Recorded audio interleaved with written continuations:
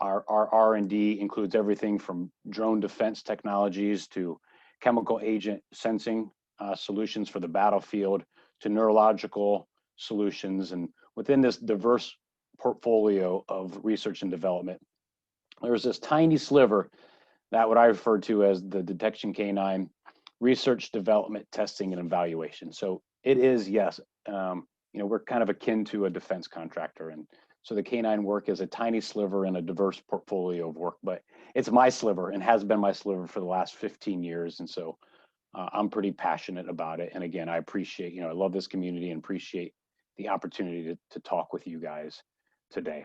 And so even though we might not be well known in the community, we have been, in fact, been supporting it for 25 years, doing a wide range of R&D and testing and evaluation in everything from actual operational environments to laboratory settings to software development to technology and equipment design, manufacture, and testing, to educational events for our military and law enforcement friends. And so it's through all of these different research programs for a diverse set of clients and a diverse set of target materials that I'm able to share with you some ideas, concepts, best practices, frankly, some opinions, and hopefully things that will help you out in your day-to-day activities. And that's kind of a statement here, right?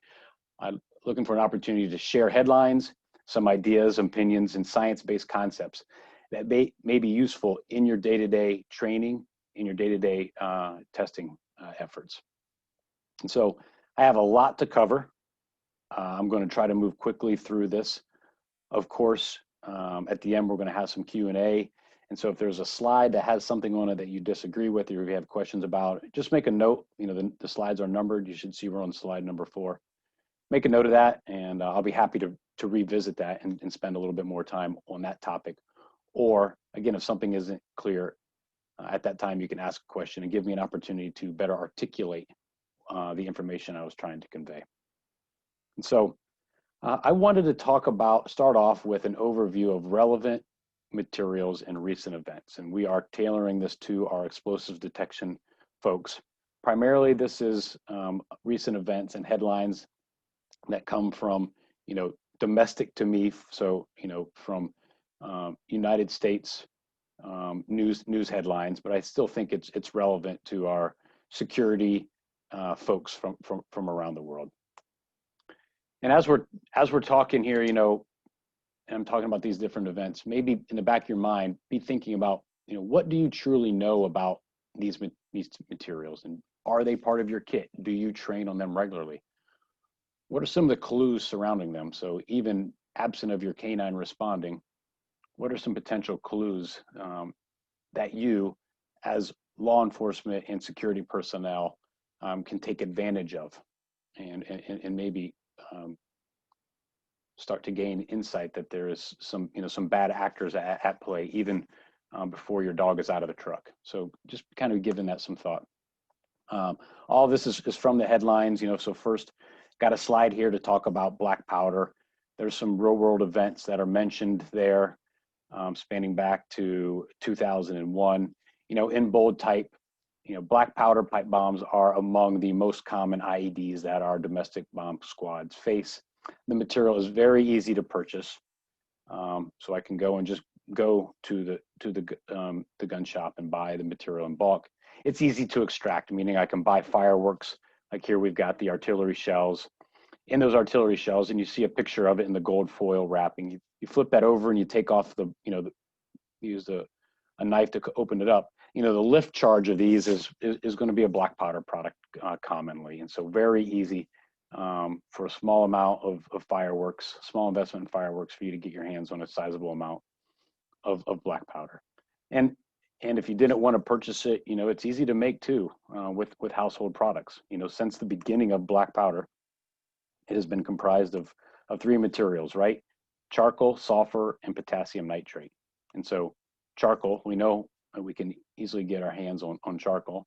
Sulfur is also easy. It's actually pretty popular in your garden section of your local home improvement store. So This can be used to change the acidity of your soil. So if you want to change the colors of your hydrangea, you might use more or less in this. So it is available as pure sulfur from from your local garden store. And then also potassium nitrate from your local gardening store, or go to a Lowe's or Home Depot, and there is a very popular product, a stump remover, that is basically 99.9% potassium nitrate. And so you have all three components here that you can go and buy very easily in bulk, and have yourself a very viable black powder product without ever stepping foot into a shooting range or a gun shop. And so, yeah, we have bought these materials. We've traveled across the country, going out and procured them locally, mix them in the right ratio, and then, yeah, you can do a shot with them that afternoon. It's very easy to do. There is no chemistry, right? There is no synthesis. These are just mixers, fuel oxidizer mixers. So you just got to get the ratio right, and you've got a viable black powder product. And to get that ratio right, you just go to YouTube or any number of websites, and the information is readily available. In fact, those websites will give you nice video tutorials. They'll tell you specifically what potassium nitrate, which stump remover to purchase. Some stump removers do not rely on potassium nitrate, so the videos will even tell you, buy this one, not this one, so that you have a pure potassium nitrate. And so that, again, it is a viable component of that viable homemade black powder. And so I'm assuming that this is a staple in everybody's training kit. Again, there are so many headline nudes that come out. This material is so easy to get. Just know that it can be purchased, it can be extracted, and it can be made at home as well. Moving quickly on, again, I have a lot to cover. There are also products that are called black powder substitutes. So all major brands of propellants have a black powder substitute. It exists to make up for some of the downsides of black powder. It has a different chemistry, so the composition is different. It has the same burn rate, so it can be used, in the same muzzleloader or whatnot. It has the same burn characteristics, but the chemistry is different. So some of the fuels are swapped out. Some might not have the sulfur, so they replace their sulfur with something else. And so they have some overlap with black powder, but they are certainly not identical. And so is that overlap enough for your dog that's trained on black powder to also alert to this black powder substitute, which can be used, in any capacity that black powder can be? And it's available off the shelf from internet sales, and can also be homemade. So again, yes, it does have overlap with black powder, but it will not be identical. And so is that overlap enough? Meaning, will your dog who's trained on black powder, will it respond to these substitutes, yes or no?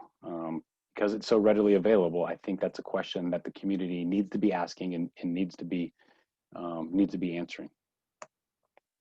Again, moving on, single base smokeless powder is another very popular, commercially available and readily available propellant. A single base, meaning it's based only on nitrocellulose. Here's a couple of examples of real world events. A lot of people don't know that that smokeless powder, single base smokeless powder pipe bombs were found undetonated, of course, at the home of the San Bernardino shooter. Some recent news from January, right? There was some explosions that were reported in Pennsylvania, one near a bus stop that luckily a Postal Service worker discovered and was able to divert the bus from before they dropped any children off there. And so these are real world events. These materials are easy to purchase, and this is another material that you get. Go to your local gun shop. You buy this in 1 pound containers very cheaply, or can be extracted from fireworks. Similar, but definitely different, is a double base smokeless powder. When we say double base, that means, yes, it has that nitrocellulose in it, like our single base, but it also adds nitroglycerin to the formula, and it can be difficult to distinguish from single base, right? It looks the same, and unless you're being very precise about burn rates, it has the same general effect. But again, the chemistry is a little bit different. So if you're training on just single base smokeless powder, does that enable you to detect double base? And vice versa, if you're training on double base, does that enable you to detect single base? if you're training just on one brand of double base, is your dog so pinpoint specific or precise on that specific make and model of double base? You know, do they potentially not generalize to double base from a different manufacturer? So there are just dozens and dozens of different products out there from different manufacturers and different, you know, models or different product lines within a given manufacturer, but absolutely readily available and yeah, able to be used in a number of homemade devices, and something that we need to make sure that we're able to defend against. Here's some headline news from just a year ago, October 2019, where the parents of this young lady, you know, reported her to the authorities, and sure enough, right, she's making a bunch of pipe bombs here, you know, and so you can look in that toolbox there. You can see 3 of them that are clearly equipped with shrapnel, right? They got ball bearings, and she has ball bearings and screws taped to the outside of these, right? And so who knows what her intent was, but you know, clearly at least 3 of these are equipped with additional shrapnel on the outside. Easy to make. You know, there's nothing hard to get about these metal components. And again, the black powder, easy. The smokeless powders, both single and double base, the black powder substitutes, all propellants that would be viable fuel source or, you know, energetic here, confined in one of these pipes, and all, you know, all readily available. Instead of the fuel oxidizer mixes, let's talk for a second about, you know, TATP. Everybody is surely familiar with this, nicknamed the mother of Satan. We've got a few, you know, recent events spanning back to 2001. What I want you guys to know, so you know that, you guys already know that, yeah, this material is a popular choice for detonators or initiators. But then look at that, November 13th, 2005, right? It was used as the bulk explosive in those vests, right? And so, you know, I saw that headline. It's like, okay, you know, TATP, not just for initiators anymore, right? These guys are capable enough, and maybe, you know, crazy enough, capable enough, the combination to use this stuff as the bulk explosive. One thing I want you to be aware of is some of the precursors. And so TATP stands for what? Triacetone triperoxide. So we have some acetone products on the left-hand side of the screen. So acetone, yeah, is a popular product to use for nail polish remover. However, it also has industrial purposes for, you know, use in solvent or stripping off finishes and whatnot. So you'll see it as a number of different brands, but you see a bunch of acetone containers laying around. That might be an indicator that even before you get the dog out of the truck, that somebody could be attempting to synthesize TATP. And you need to know that, because this stuff is so damn sensitive, right? It's so dangerous to be around that you need to, if you see a bunch of acetone containers, you need to be proceeding with an abundance of caution, right? Not only is that an indicator that somebody may be up to no good, but that is an indicator that you could be in a very dangerous environment.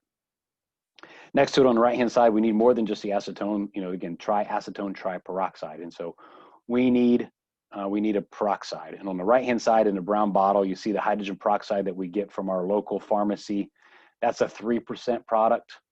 You know, they prefer it in a more concentrated solution. And so then you see that larger jug as a food grade hydrogen peroxide solution. That will be typically 30 or 35% hydrogen peroxide.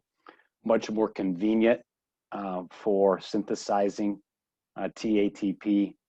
It's used in the food industry because it's observed or considered a more environmentally friendly disinfectant as compared to bleach and other products. But in that concentrated form, when you see bottles of 35% hydrogen peroxide, that material itself presents some nasty dermal and inhalational hazards, and again, can be an indicator that somebody is up to no good, even before you do anything with the dog. So you need to be proceeding with an abundance of caution, because you could have a bad actor present, and you could be in, again, a very dangerous environment where there could be TATP products, and they are, again, inherently unstable and just unsafe to be around. So those are 2 real indicators. If you see these products, hopefully a light bulb goes off in your guys' head and you're able to do your job, proceed safely and do your job with even extra caution at that moment. If you can only get the 3% stuff over here on the right-hand side in the brown bottle, again, you need it in a more concentrated form. That's okay. There's plenty of literature available out there, to show you exactly what you need to turn that 3% hydrogen peroxide into the 30 or 35% hydrogen peroxide, right? It's a simple process of a nice controlled water bath that gets hot enough that it slowly burns, boils off the water, leaving behind the hydrogen peroxide. And so they will give you step-by-step instructions on how to turn 3% hydrogen peroxide into the 35% hydrogen peroxide that's more conducive to generating that high quality TATP. And if you think 3% hydrogen peroxide is difficult to come by, you are wrong, right? Here's a picture from my local Walmart, right? I mean, it's all the 3% hydrogen peroxide I could ever ask for, 88 cents a bottle. And yes, I've got to do an extra step here, but it's fairly easy. There are step-by-step instructions on how to do that. And so these materials are readily available for the synthesis of TATP. Let's talk about one specific event. So this is a couple years ago, March 2018, over in Wisconsin.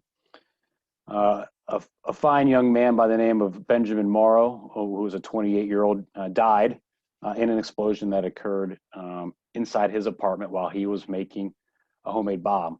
That obviously got the authorities' attention. They showed up and they found a total of 13 jars of TATP.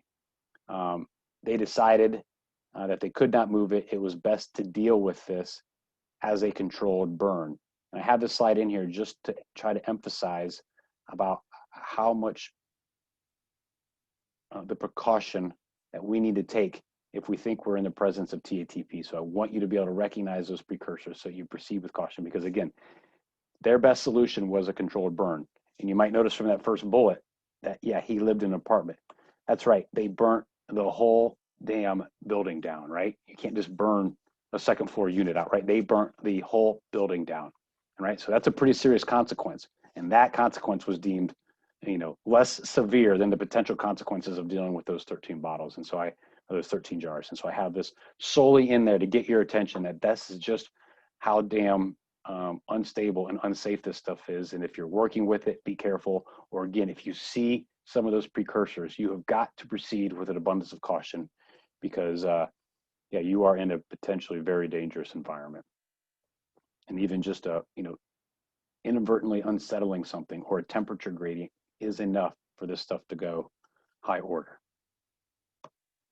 Related to the TATP is the HMTD. It's another popular peroxide-based homemade explosive that obviously was used in the London Underground 15 years ago. More recently was used in New York and New Jersey bombings as well.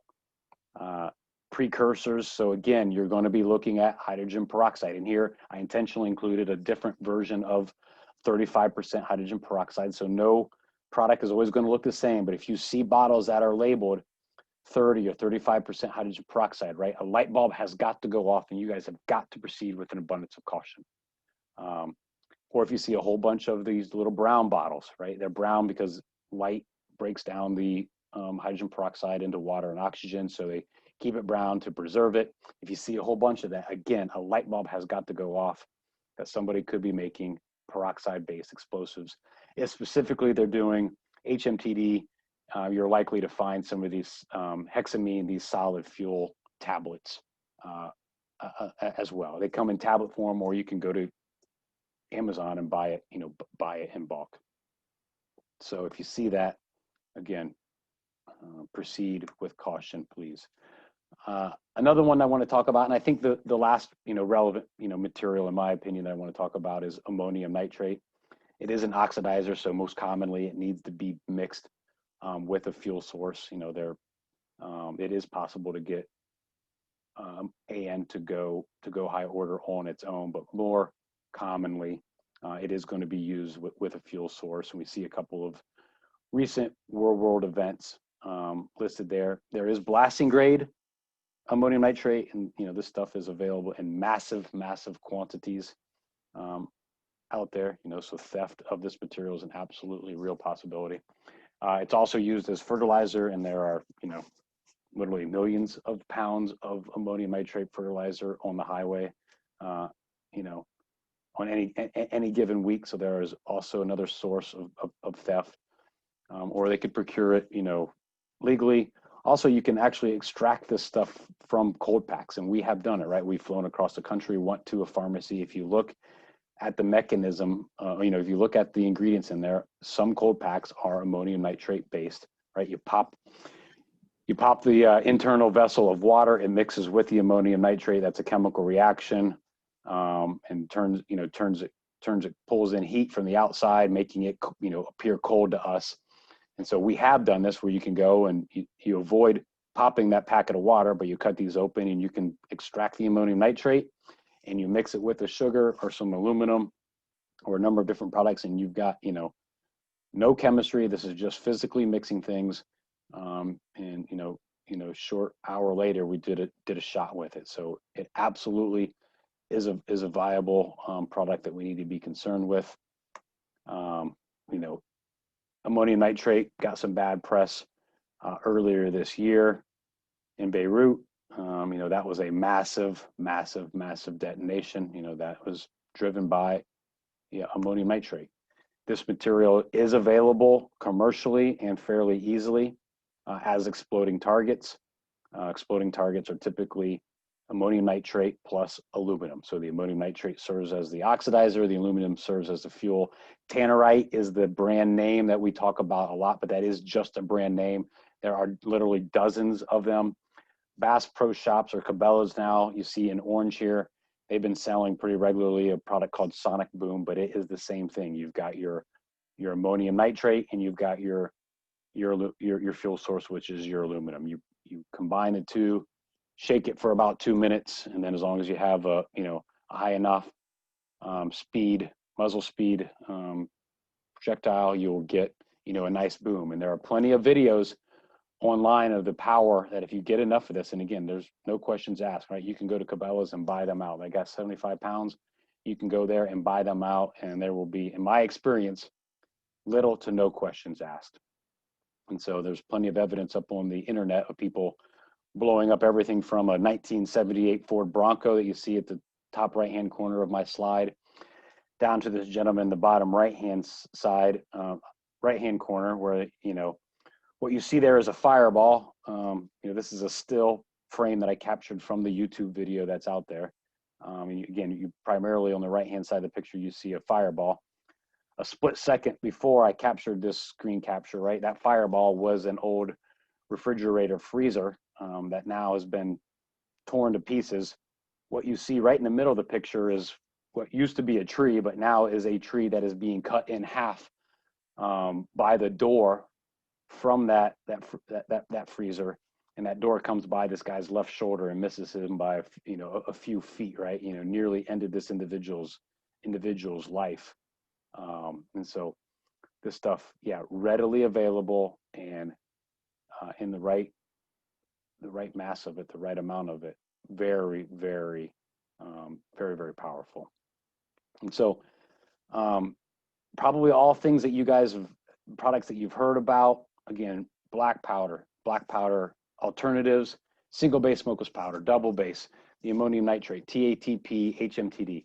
Notice I'm not talking a lot about TNT and Semtex and C4 and other products, right? I don't see those being used in the headlines. And again, admittedly, I'm pulling primarily from CONUS, news headlines here in the United States. Some of that dabbled in Europe and elsewhere, but I'm not seeing things from conventional military explosives. These materials, these ammonium nitrates, these propellants that are readily available and are absolutely viable.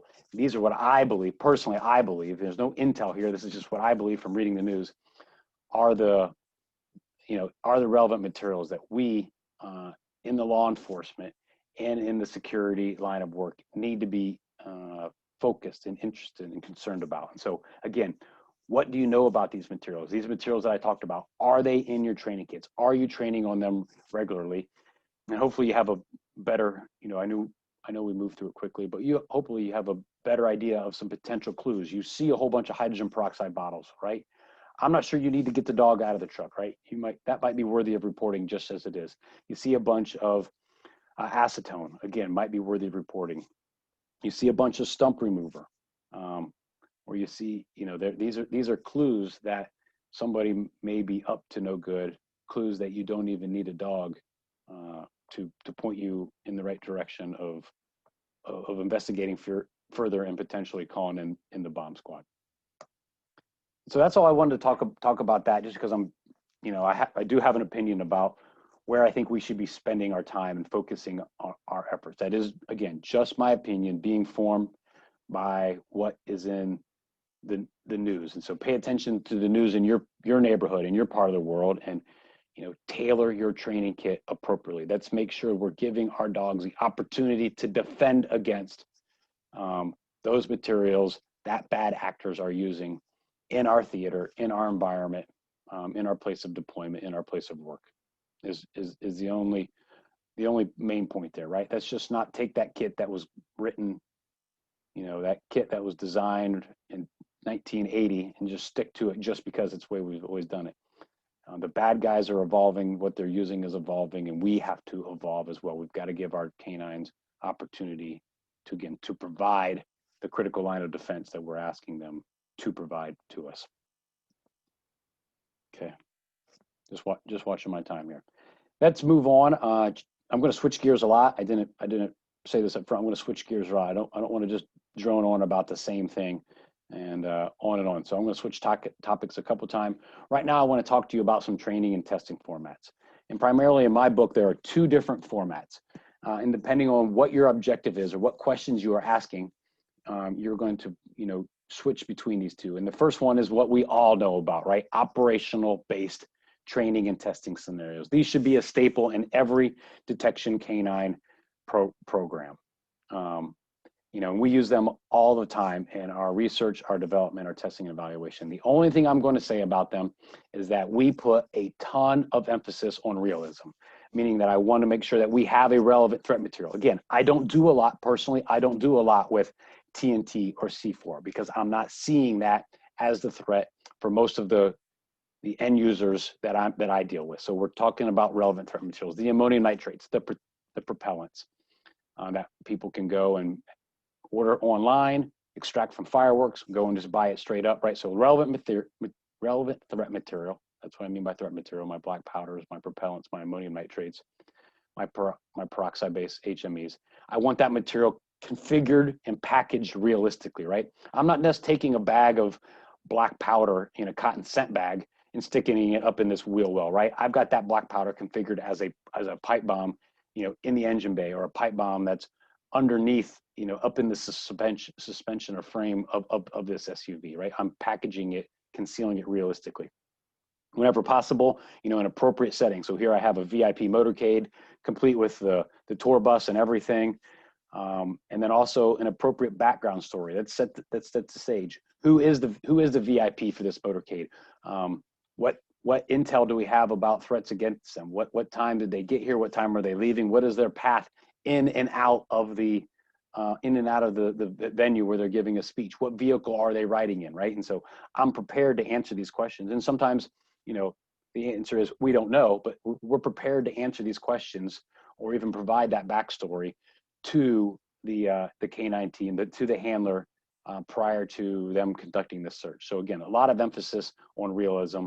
Hopefully these are already a staple in everybody's programs. Again, just think critically about what can you do to be more realistic, more real world relevant. The other format that I talk about, or I want to talk about today, that we use a lot is what I refer to as discrete presentation. And scent boxes like I have pictured here, or a scent wall, are good examples of a discrete presentation. We use the word discrete because there's a distinct productive area, in this case, i.e. the large hole that's in the top of the box. And so that's what I refer to as discrete presentation, a clear, obvious productive area. Scent boxes, scent walls are good examples. I think they are a good option for more controlled exposure two odors, those odors being our target odors or threat odors. When I say that, I use that interchangeably. So black powder, ammonium nitrate, again, those are target odors. Also interchangeably, I use the phrase threat materials, but more controlled exposure to those target odors and even to my non-target odors. And what do I mean by more controlled exposure? I mean, there's less influence from outside factors like air currents and handler abilities, handler competence, search pattern, productive area, et cetera. Now, all of those things are absolutely important traits and factors for a good bomb dog team and a successful search. But sometimes you just need to simplify that, right? And be subjective to less influence from all those different outside factors. Like I know canine trainers from all around the world that like to start there when they're imprinting on a new odor, or some trainers or handlers that like to return to the boxes or to the wall when they're working on a specific problem. You know, so I think they do have a role in a comprehensive detection canine program, both in the training and the testing. Again, look for ways that you know your dog, you know your tactics. Do they play a role in that initial imprinting, in problem solving? I like them for this last bullet down here, for confirming the most fundamental skill set of a detection canine, and that is the ability to work through non-targets or distracting odors and to respond to target odors. Now I use that phrase work through non-target and distracting odors. I use work through because I don't expect them to ignore that, right? Too many people get worked up if their dog does a double take or further investigates an interesting or novel, i.e. distracting odor. I don't have an issue with that. I think that's a dog doing what a dog does, right? And let's let them do that.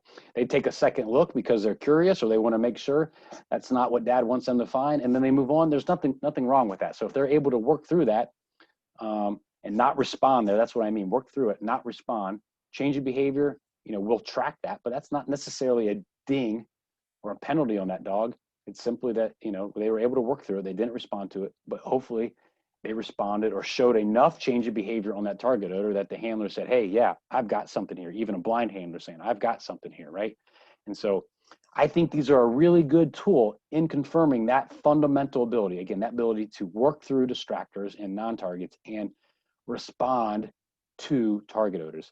I like them for a number of reasons, guys. One, they are efficient, right? I can set up a circle of boxes or a lineup of boxes, and I can run one dog through them efficiently. I can set them up efficiently. I can run animal through that efficiently and change it up and run them again, or I can run multiple animals through, you know, multiple teams through them in a very efficient manner. I think they're a lot more efficient data collection and training than my operational scenarios. Again, operationals better be a staple, but I think these do have a role in a comprehensive program.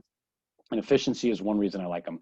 Another one is that, again, it's simplified, right? The exposure to the target odor is nearly guaranteed. It's never guaranteed, but it's nearly guaranteed, right? In an operational search, when the canine goes by that box or that trunk that it's hidden in, right?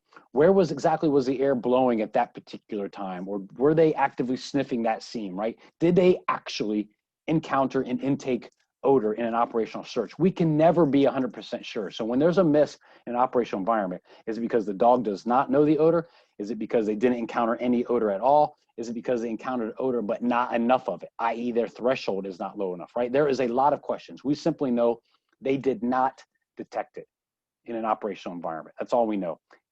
If we want to start to ask the question as to why they did not, that's where these discrete presentations, I think, play a role. And so where they're going to stick their head in that hole, you know, you can listen for good sniffing behavior when they are in that box. You know, this is why I say that the exposure and the intake, the encountering and intaking odor is nearly guaranteed. And so that, again, simplifies the problem, eliminates some of those unknowns, and is helping you better evaluate how do they perceive this material. Do they know that this is their target odor or not?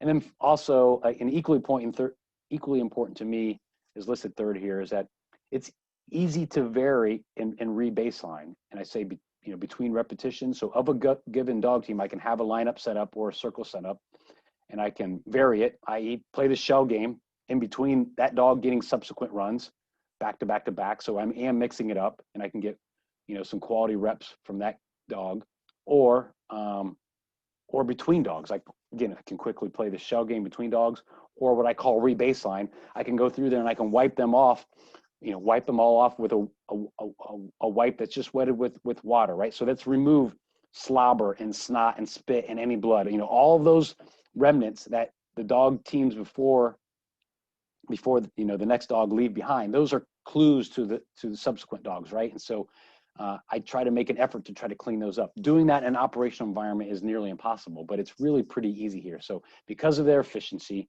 because of the ability to nearly guarantee exposure to the odor, to simplify that problem, to let me ask more specific question and focus that questioning, and just the ability to vary and re-baseline, to clean that up, to allow those subsequent lineups or circles to be less likely to be influenced by them always being in the same spot. Like, it's always the third spot, right? Pretty soon the dog is just going to the third box and sitting and not relying on it. That's a problem, right? So if I can shuffle that around, they're not just going back to that same area and responding, right? They are having to rely on odor, and I can increase that requirement to rely on odor by trying to clean them up a little bit. And again, that cleanup is really difficult in an operational environment. So those are some of the reasons I like them. Again, scent boxes are a real popular option. This is a 1 foot by 1 foot by 1 foot steel box that's commercially available.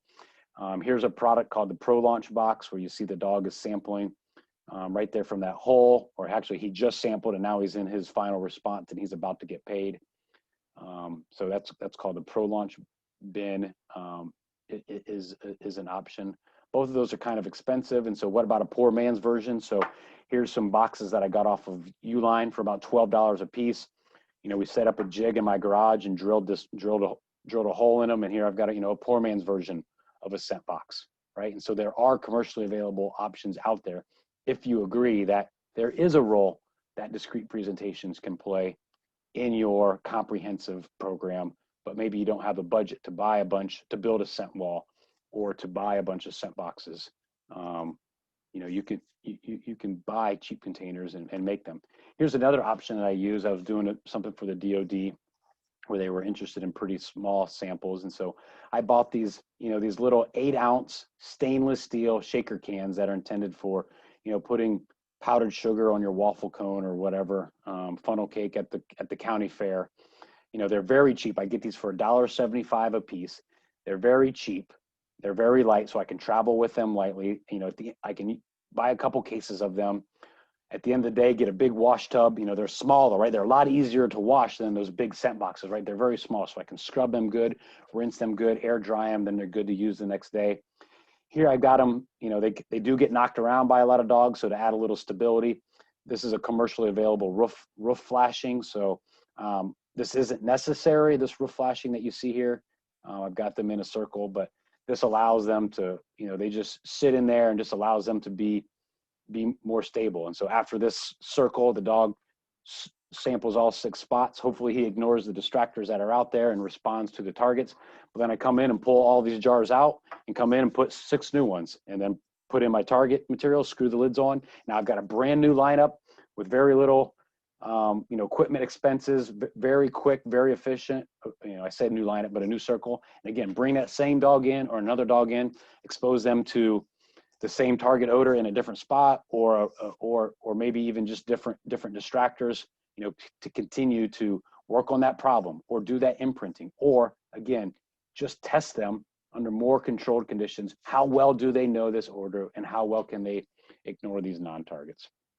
And so between the homemade version and some think about some shaker cans like this, there are absolutely economically feasible solutions out there for most departments, most guys and gals. We just got to be creative in what we use. Okay, again, continue to mix it up to hopefully keep you guys engaged. Next, I want to talk about varying odor concentration. That we in this community, we have a bad habit of putting way too much emphasis on mass. And by that, I mean mass of the explosive or the propellant that we use in the generation of odor for our training and testing scenarios. And it's human nature. If we want more mass, we want more odor. Well, it's natural for us humans to think, okay, let's put more mass out there. Or if we want a lower amount of odor, no, let's take mass away. Let's put a smaller amount out there. That's how we think. So it's natural how we ended up here. But I've been on a campaign now for a couple of years trying to drive home that we got to think about more than just mass. Mass is absolutely part of that equation. But what we need to realize here is more important than mass is the second bullet, is that canines are detecting the gaseous molecules or the microscopic solid particles that are released from where? From the surface of that propellant, from the surface of that explosive. And in bold here is really important. The larger the surface area, the greater emission rate, period. Okay, again, the larger the surface area, the greater the emission rate, period.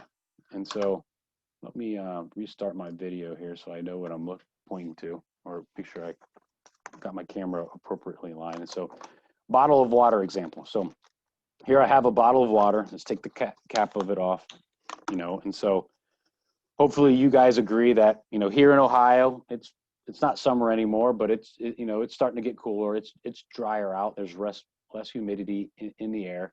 And so if I let this bottle sit here in this conference room that I'm sitting in overnight, that there would be evaporation of the water into the gaseous phase, i.e. there would be the release of gaseous molecules, the release of water odor, if you will, from the liquid phase to the gaseous phase.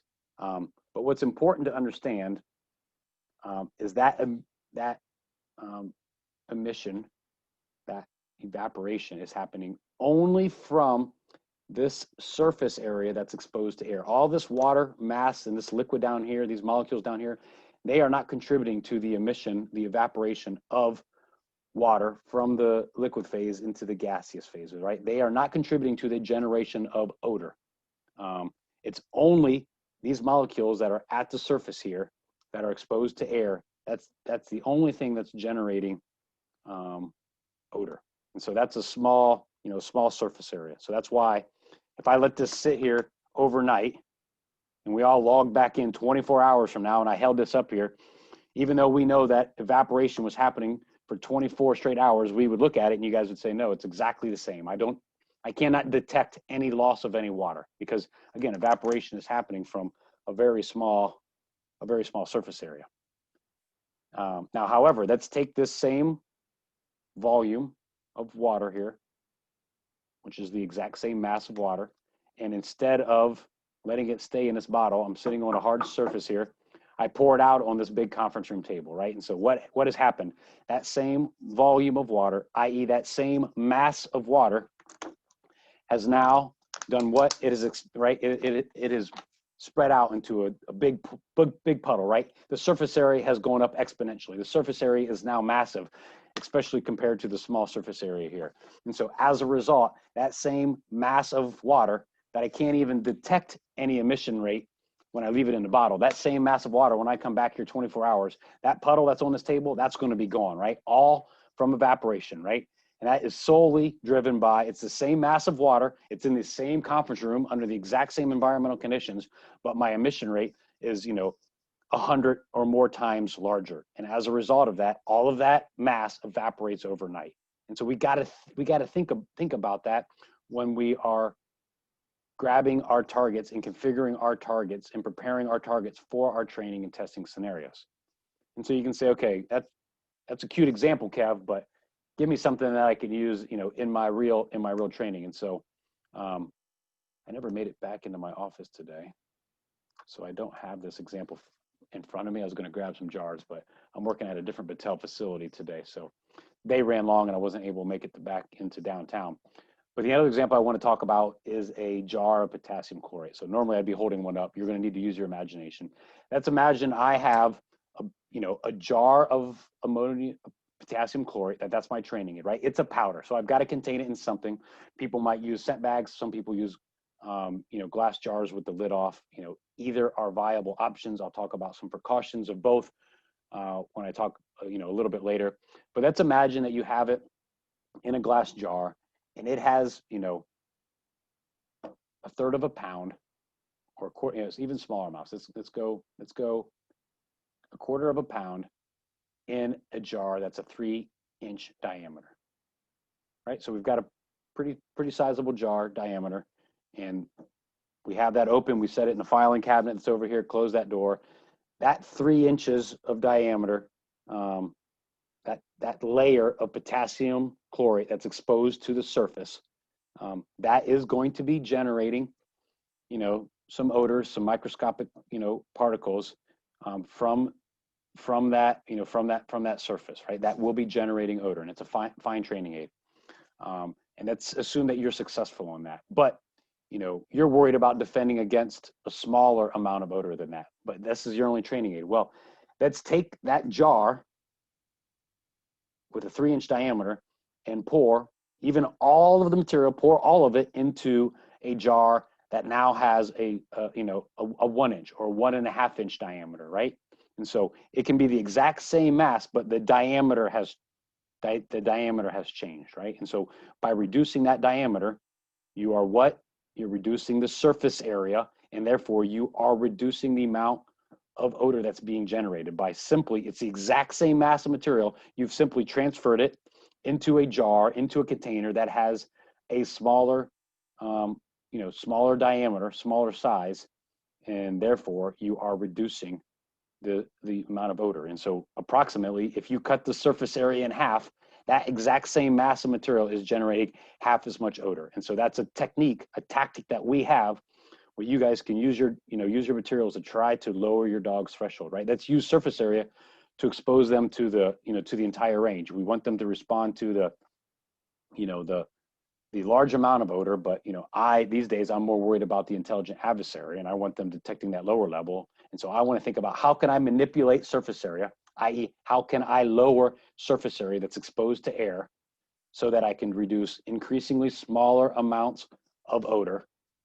so that I'm communicating to the dog that, yeah, this is a concentration that I'm interested in, and my expectation is you will give me a response or a good solid change of behavior, enough for me to take action on. And so the idea here is that, yeah, we're never going to ignore mass, guys. That is part of the equation, but mass is only one part of it. So we're going to, hopefully, my ask of you is to use mass and surface area to expose, going forward, to expose our canines to that wide range of odor concentration. But there are other variables that impact the amount of odor as well. And don't think, oh, this just complicates it. No, this gives us more tools, guys. This gives us more levers that we can change, more dials that we can change to, again, expose our canines to that spectrum, right? We want them to detect that low amount. We want them to detect that high amount. We have these different knobs that we can turn. And so in addition to surface area and mass, high depth, right? The distance between that source of odor, that jar of potassium nitrate, and the edge of the front of that cabinet door that the dog can get to, right? That limits how close they can get. That distance, the further the distance is, the more dilution that's going to happen. That is going to impact the amount of odor.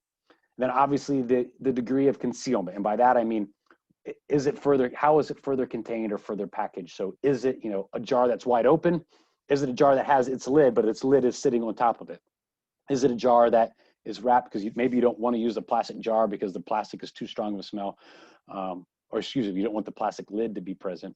What if we put it, in some aluminum foil and kind of half close that up? So we've, it's not airtight. We know that odor is getting out, but that's a lot less odor. Can we vary that so that we are communicating to your dog that these lower levels are important as well?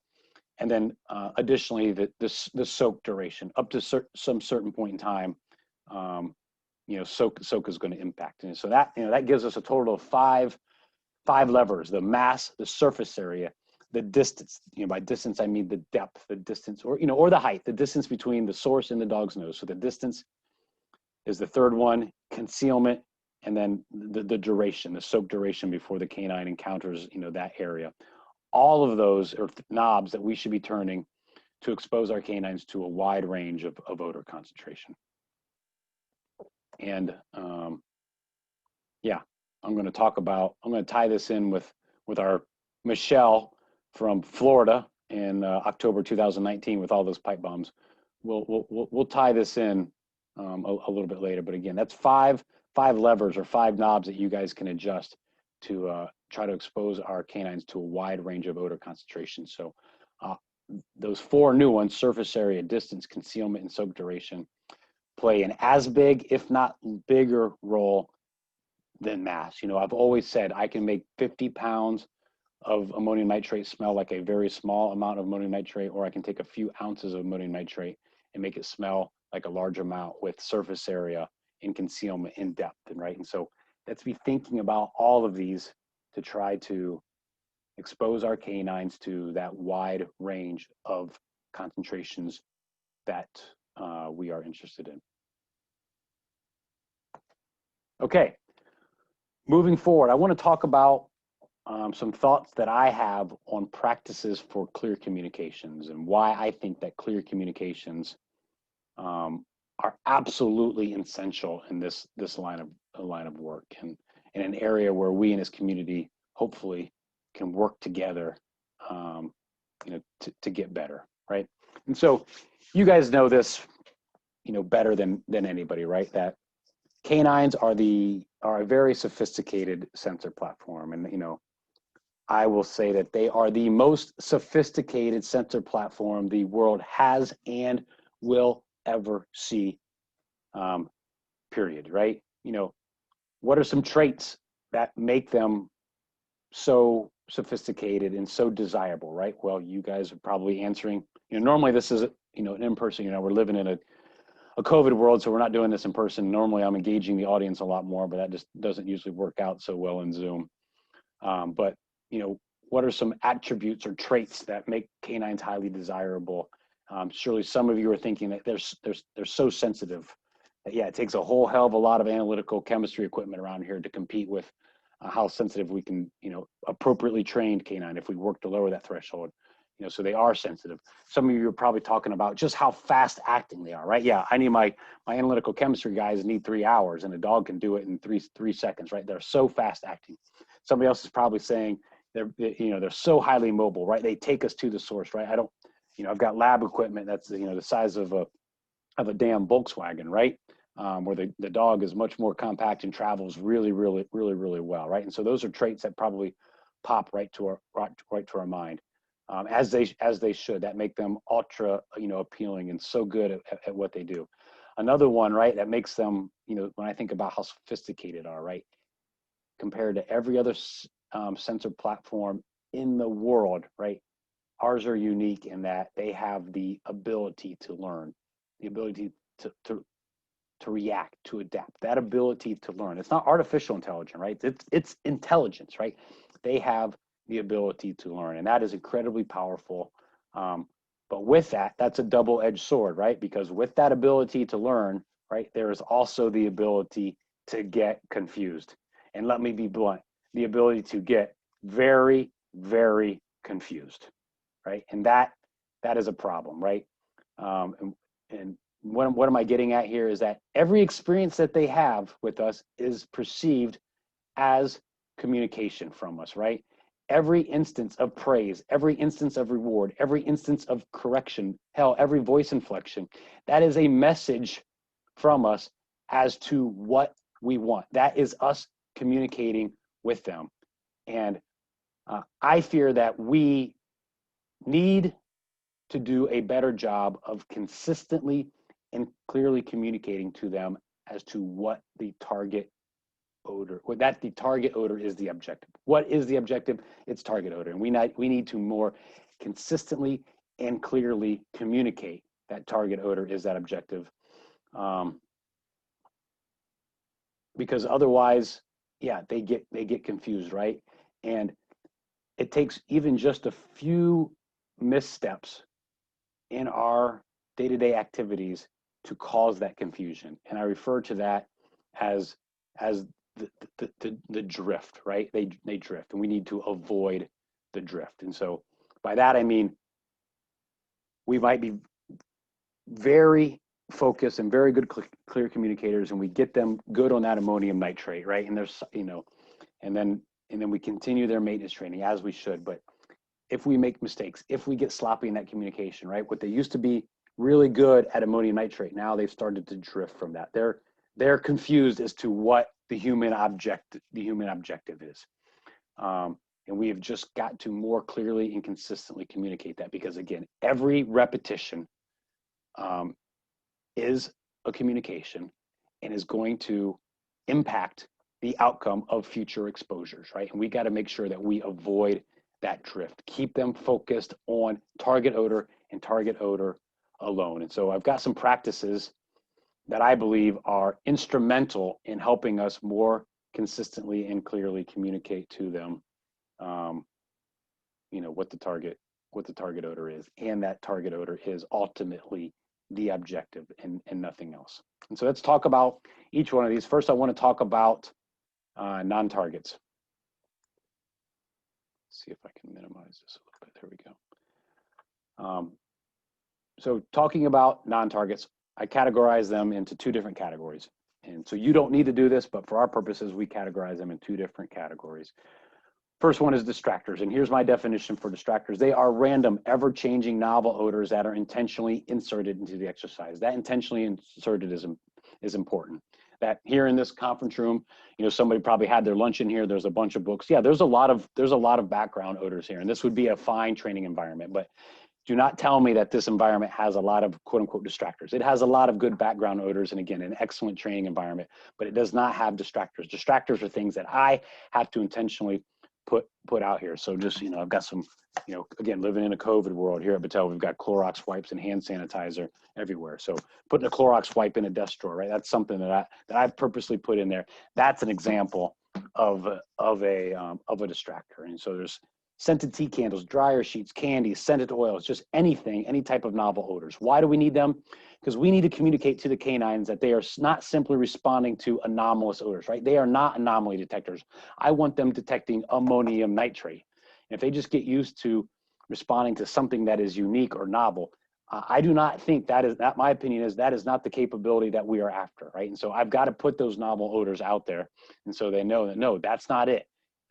You're not simply responding to something that is new or different. You're responding to ammonium nitrate, the specific objective of mine, not something that's novel. And for my purposes, a lot of times when we're evaluating teams' abilities for an organization, let me be blunt. I want to make sure that the handlers give me a fair shake, right? That they know that they're being tested. Usually I'm standing there with a clipboard, and they will search and search and search and search and search until they find something, when in the real world, they never would have done that. Not in a million years would they have gone back into that room 3 more times during a sweep, you know, before a VIP visit. Never would they have done that, but they're doing that because they're there. I'm there with a clipboard, or they're part of a certification, right? By me telling them going into that eval that, guys, there's going to be a whole heck of a lot of non-targets out here where that I'm putting distractors. That helps keep them honest and gives me a better representation of their true real-world capability. But as far as when it comes to communication, that's a side benefit. When it comes to communication, this is communicating to the dogs that no, it's not a novel or something unique or different. It is, you know, targeted odor. The other category of non-target is what I refer to as controls. Normally I ask the audience to try to define controls. Here's my definition. They are items or odors that the canine may inadvertently associate as the target. And so examples are scent bags or scent pouches that might house my propellants, or tins or glass jars that I use to house my target materials, or barrier materials. Even if I'm using a solid, if I am still training on TNT block, or, you know, an M112 block of C4, you know, this is maybe a barrier material that I'm putting down so I don't leave any residual in that drawer. Those are examples of what I consider quote unquote controls. Again, think of that definition: odors that the dogs may inadvertently believe is the target, right? And so why do we use them? Because we need to communicate what the specific targeted odor is to the canine. And so here I have a picture of a scent bag with ammonium nitrate in it, right? We've got to communicate to them that it's the ammonium nitrate that's housed inside that scent bag, not the bag itself, right? There is no biological reason for a canine to want or need to detect ammonium nitrate. That is a human objective, and one that we must communicate to them. And so I need to communicate, again, that it's the contents of the bag, not the bag itself. How are they to know that it's ammonium nitrate? They have no idea. Again, there's no biological reason. That is a human objective. And I happen to be, for my convenience, I'm presenting it in a cotton scent bag. And so in order to communicate to them that it's the contents of the bag, not the bag itself, I have to have replicates of this exact bag that's stored in the exact same manner, handled in the exact same manner. It needs to be put out in all, in all of us scenarios, training and testing scenarios, so the canine gets, becomes accustomed to encountering this bag, i.e. this odor, and knows that, no, this is not what equates to payment. It's the ammonium nitrate. It's what's inside the bag. It's not the bag. Or else, let me be blunt. I have seen a lot of really good cotton scent bag detecting dogs out there, right? And that's because it's not the dog's fault. They're not cheating. They're not stupid, right? It's us that we have been poor communicators as to what the specific object is, what the target odor is, and controls where we say, no, it's not these other odors that you may be seeing. They can absolutely smell this cotton bag. This cotton bag probably has more odor than the ammonium nitrate or the potassium chlorate that we put in it, right? It has more odor. So we have to say, no, it's not this odor. It's the contents. And you got to do that with controls, and they got to be good controls, right? They've got to be stored the same way. They got to be handled the same way. They've got to be put out in the same environments, and they've got to be put out religiously, right? All of the time. And we have that same side note, that same, sidebar, that it also helps reduce handler influence, because again, I tell them, yeah, there's a whole bunch of non-targets out here, distractors and controls. So just because your dog showed change of behavior, there's nothing wrong with that. I've already said that. A dog that shows change of behavior and a further investigation, nothing wrong with that. I love a dog that will do that. But the handler can't can't signal every desk drawer where the dog shows change of behavior, because they know that, yeah, that dog might just be showing some interest in a novel odor or a control. They're taking a closer look, and ultimately they leave it. We, as handlers, we've got to trust our dogs. And so it helps me get a more realistic picture of that team's real world potential. But again, that's a sidebar. The need to communicate this specific targeted odor is really the driver here. Again, it is the most powerful communication tool we have. And so you've got to look at your training aids and what other odors are associated with them, the gloves that you handle it with, the barrier materials you put it on. Even if you have bare materials, but you put it on a barrier material, especially if you're using something consistently, your dog may believe that is, the main objective. And in a real world setting, when that odor is not there from the bad guys, ammonium nitrate, that's a problem, because your dog will not react to it the same as they do in your training. And as a side note, if you are using your cotton scent bags, when they start off looking like this and end up looking like this, like way before they get to this point, guys, you've got to change those out. Like, just what in the hell are we communicating to the dog that the objective is here, right? We've got dirt, we've got motor oil, and I've seen aids that look like this and that look much worse than this, right? And so again, what exactly are we communicating to the dogs is the objective, right? It sure as heck is not the ammonium nitrate that's in this, right? We are sending a very, very confusing message. And I assure you that this dog team that trained on this is not able to detect the ammonium nitrate that is contained in that bag. We take that ammonium nitrate, especially we buy some fresh stuff and we put it out there outside of this containment, they stand no chance of being able to detect it, right? We've got to think about what is it that we're communicating to the dog.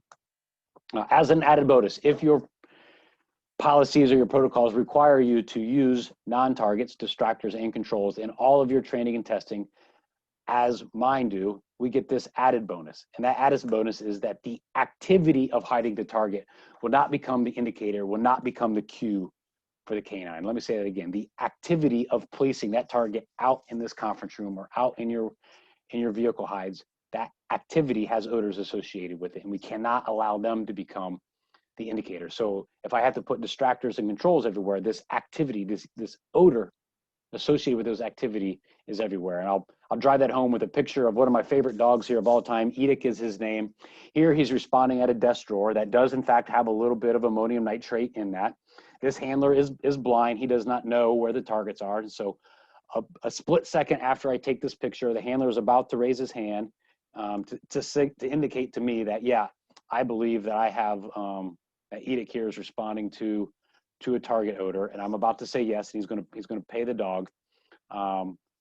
I can tell you that I'm confident that EDD was responding to the ammonium nitrate and nothing else because of my requirement that I did distractors and controls elsewhere. And so let me explain. So again, you see Edict sitting at this desk drawer. What you don't see is 30 minutes before this, me walking into the room, right, up to this desk drawer.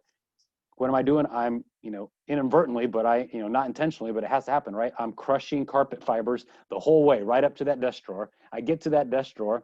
I open that desk drawer, fresh disturbance. I place my ammonium nitrate source in there, another fresh disturbance. I shut that desk drawer, more fresh disturbance. While I'm standing at this desk drawer, even though it's only for a brief moment, I'm dropping skin cells at a rate of 600 per second. And then I'm turning around and I'm walking right back out of there, again, crushing the carpet fibers the whole way. So what does that amount to? That amounts to a whole lot of breadcrumbs that could have allowed Edict to solve this problem, led him right to that desk drawer without ever even having to rely on ammonium nitrate, right? Again, all those, those are breadcrumbs. So many clues, indicators, breadcrumbs that for a good dog will pick up, so easily. However, again, I am confident that Edict is responding not to all those breadcrumbs, but to the ammonium nitrate, because my procedures require that over here on this desk drawer, again, I can't point to it real good, not the desk drawer, to the left over here, this shelf, I've got a distractor hidden there. And then in the 5 rooms that Edict searched before he got to this point, there were other desks and cabinets, and I put distractors and controls in there. So all of those breadcrumbs that Edict is seeing associated with this ammonium nitrate, guess what? They're everywhere, right? I have leveled the playing field. And Edict knows, because we did that in training, that he cannot rely on any of those breadcrumbs. He has to rely on one thing and one thing only, and that's ammonium nitrate odor. That none of those breadcrumbs are going to lead him to the outcome that he wants. And so he does not rely on them. And again, that's only possible because this trainer's policy and my policy that he was adhering to is that in every training and testing scenario, there are distractors and controls in abundance that we've intentionally inserted out there. And so that activity of placing the ammonium nitrate in this jar, that was not a clue, that was not an indicator for the dog. He had to rely on one thing and one thing only, and that's the ammonium nitrate odor. Okay, that's non-targets and why I think they are helpful in us in what communicating exactly what it is we want them to find. Again, everything we do, guys, is communication. And we have got to clearly and consistently communicate that it's target odor. And non-targets are one powerful tool in that. I'm going to speed up a little bit because I see that I've been talking for an hour and 12 minutes already. That's crazy. I warned Ryan that I'll talk all night, but I'm hoping to have some open discussions. So I want to save some time, and I know you guys got important work to do. So let's move to the next one. Blind conditions. So this is where by blind conditions, I mean, I have a training, yes, even training scenarios set up where I've got a target set out there where the handler does not know the location, right? They are approaching it as an unknown is another term that we use in the community. Blind conditions where the handler does not know where the target is hidden. I am a huge believer in blind conditions, even in training. Here I've got some quotes. Drug and explosive sniffing dog handler team's performance is affected by human handler beliefs, possibly in response to subtle, unintentional handler cues. What that is saying is, even if you are trying your best, right? If you set up the training scenario, or it's likely that you are going to have some very subtle, unintentional handler cues that the dog could be picking up on. If the dog is picking up on those, then he's not relying on target odor, right? He might think that action, that slow search pattern, that special step that you do that you don't even recognize, they absolutely pick up on that. And if they're picking up on that, right, well, that's us, and we're going to reward them for responding. We've reinforced them relying on us, right? And they cannot rely on us because in a railroad search, when we don't know where it is, right, those cues, those tells are not going to be available to us. And so we might lose some of that ability. And so we've got to make sure they're not relying on us, that they're not cueing on us, because that is a poor communication from us. And how do we combat that? How do we take away those subtle cues, unintentional cues? With blind training scenarios. Have somebody set it up and we have to run it. Here's another quote. Dogs are much better at reading us than we are at reading them. They learn to become sensitive to our subtle and not so subtle changes in verbalization and body language. And I love this. The foremost cause of this problem is that handlers know where training aids are hidden, right? So again, this is saying if you set it up, it is likely that the dog is relying on some cues, some tells, some cheats from you. And that is then miscommunicating, especially when we reward them. That is miscommunicating as to what the human objective is, right? We don't want them paying attention to us. They have to rely on, not on us, not on anything but target odor. How about a more fun example? Hopefully most in attendance have heard of old Clever Hans here, but those who have not, I'll give you a little bit of backstory here. We're early 1900s in Germany. Clever Hans is the Orville Trotter that you see there in the background. Yes, he is a horse. He is reported to be able to do basic mathematical operations. And so his owner and trainer, the Colonel Sanders looking gentleman here in the picture, he would take Clever Hans around to town festivals and set up this little sideshow, never even charged admission, but at this sideshow, he would line up all the children in the front row and all of the parents, behind him. And he would ask, the young lady in the front row to ask Clever Hans a simple multiplication question. And she would say, Hans, what is 3 times 3? And much to the kids' delight, I guess, and much to their parents behind them, their confusion or amazement, old Clever Hans would stomp his hoof 9 times, right? He got the correct answer. And this went on long enough that it got the attention of some German educators and some German scientists, so much that they decided, like, we need to study old Clever Hans and figure out just how in the heck did we teach a horse to do multiplication. What they found out, right, is that if you take Clever Hans back to that exact same festival and you line up those same row of kids in the front row and their same parents in the row behind them, and you have that same young lady ask Hans the same question, Hans, what's 3 times 3? But you separate them by a curtain, Hans doesn't know a damn thing, guys. Hans cannot do basic mathematical operations. He cannot tell you what 3 times 3 is, right? But what can Hans do? He can read an audience really, really well. So based off of facial expressions, mannerisms, body language, they think eye movement, because horses have very large eyes, so they think they communicate by eyes, by eye movement, that they knew, he knew when he arrived at the correct number of hoof stomps simply by reading his audience.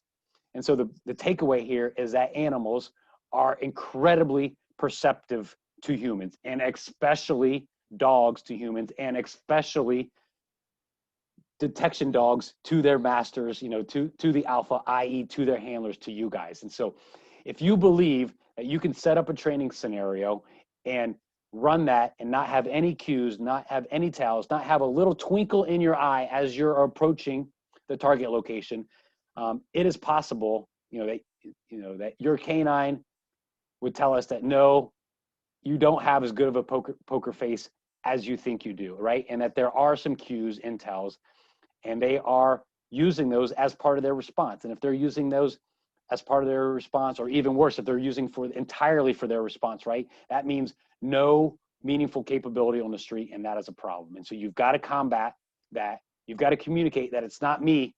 It's not my this twinkle in my eye, or this weird weird step that I do when I get close, or this how I detail. I spend more time detailing, or how I spend more time in this area. It's none of that. It's target odor, and you got to do that by having somebody set up the scenarios that you can run for you. Very powerful communication tool. Moving on, what about some training aid considerations? And so hopefully you're already using, relevant materials based off our earlier conversation, but still, I think we need to take a critical look at those materials, specifically the integrity of the samples that we use in our training and our testing. It is crucial, guys. It's very important. Specifically, it must be indicative of, i.e. it must communicate the odor profile of an adversary's material. It has to be representative of the adversary's material. So take a critical look at that, and what should we be doing differently with them to more clearly articulate target odor and only target odor? So where appropriate and possible, should we remove extraneous odors or materials that are associated with it? Like, why are we presenting our C4, if you're still training on that, with the Mylar wrapper completely intact, right? You know, I'm not saying you have to get rid of it all of it, but shouldn't we have a sample of that where there is no Mylar present? Like, what if the bad guy removed it from the Mylar and your canine is relying on the Mylar to make that detection, right? You guys need to know that and need to squash that. And so look for extraneous odors or materials. You know, like if you're straining on TNT, like, are you still leaving it in that plastic or that cardboard case, right? Can we get permission from our BOS squad or from our management team to remove it from that and focus on the actual energetic material that's present there? Another thing that we should do is, as much as possible, guys, we should be replacing these training aids at intervals. Too many handlers that I talk to tell me that everything in their kit is 5 years old, right? I'm real nervous about the integrity of the aids at 5 years. Now, I'm not saying that you've got to get you know, new aids and you have to throw everything away. I think old aids are still valuable as an adversary could have aged material. But I'm really worried about what kind of contamination and from storage and use that we've added. What other odors have we added to them after so much use, right? And so a combination of new and old, I think that's a really nice 1-2 punch to achieve that diverse detection capability. So I'm not saying you have to throw all of your old stuff away, but you got to have some new material in your kit. Like, again, what about the guy that flies in the weekend of your event, of your marathon, of your concert, and goes and gets the ammonium nitrate, gets the tannerite and the sonic boom and packages it into a pressure cooker, right? What about that brand new stuff that isn't tainted? We need to have an ability to defend against that. So new and old, wherever possible. To further diversify those exposures, try to get with other groups. And I know Ryan says that you guys do this, and that's fantastic. You know, get with a different department or a different company, a different agency, a different casino, where train on materials that are from their kit. Wherever possible, have them set it up so you can approach it as a blind. And guess what? If that blind scenario doesn't go well, damn it, that's unfortunate, but you're better, you know that you've got something you can work on. And even though it didn't go well as a blind, have a conversation with whoever set up, like, okay, I didn't find it. Now you need to tell me, now turn it into a known, right? So you get an opportunity to do a blind on a material that's not from your kit. So that's a really rigorous test.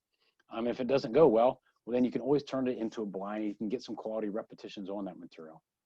I'm a big believer of using gloves, guys. It's critical that I do not put odors from my lunch, my skin, my tobacco products on those training aids, because guess what? My odor is not going to be on the bad guys' ammonium nitrate. And so if they're relying on that, if they've picked up on that, especially when you're talking about an ammonium nitrate or potassium chlorate, these oxidizers that don't have a lot of odor, it's very easy for something else to get on them. If that becomes the cue, well, that's going to result in zero capability to detect the bad guy's material, because my odor isn't going to be on that.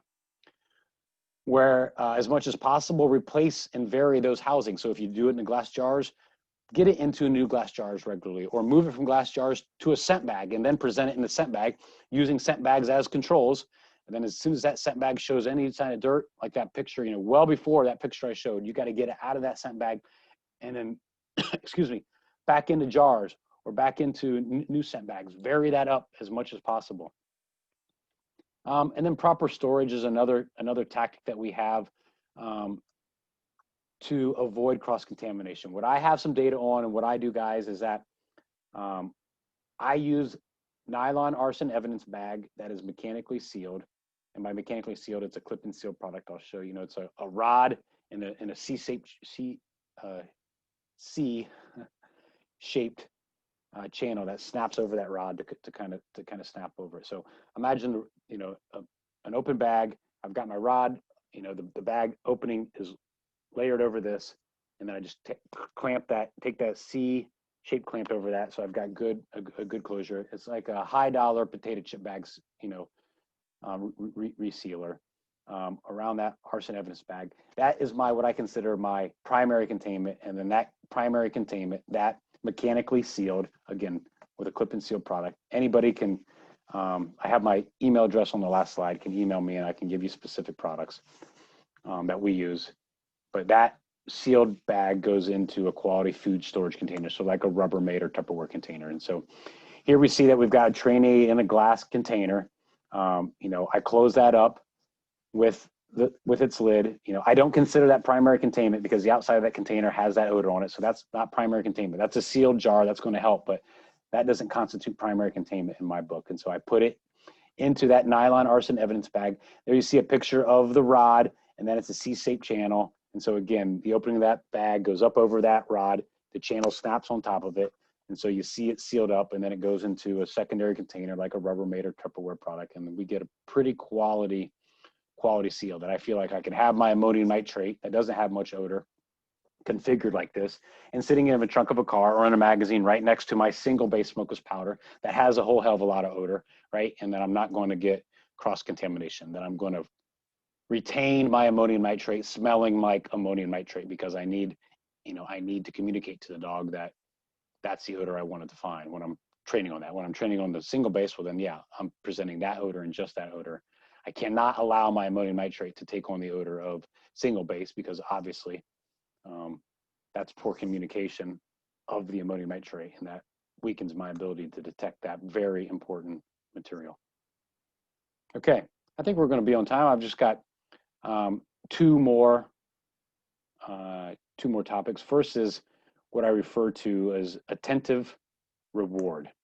And so this is my way of saying that we have always got to think very, very critically about exactly what in the heck is being reinforced. Before you administer payment, guys, we got to think real critically about what is reinforced. And more explicitly, I ask my handlers to try to consider the totality of the situation. Like, don't kid yourself. Do not take any shortcuts here. Too many times, this is where shortcuts are taken, where a dog is going through the motion, or a handler is, frankly, to be blunt, a handler is frustrated, right? And they just want to end this. They want to get a payment and they want to call it a day, right? And that's when the drift, and I mentioned it before, and here I didn't know if I had it spelled out, right? We've got to avoid the drift. This is where the drift happens, right? And so before any time that you pay that, think critically about what is being reinforced. And as far as the totality of the situation, do you think that truly in your mind, in your heart, do you think that target odor was truly encountered and sampled, right? Be your toughest critic, guys. And if you don't think it was, find a way to correct that so you can get a good payment. You want to reward that dog, but if you have doubts about that, understand that you are taking a massive risk. Like if a dog just sat, right? So many dogs out there believe that their objective is to sit, right? It's because we have reinforced that behavior when it didn't come in response to a target odor. They simply sat because they were confused, sat because they were bored, and they got paid, right? They've tricked their handler, right? And so now they are very confused. And so think critically about it. Was target odor truly encountered and truly sampled, by the dog? Did they intake that odor? Was there some meaningful change of behavior, right? Did they actually show you something that was indicative of, okay, yeah, that was, sniffing pattern on whatever their tell is, right? Were they actually showing you that?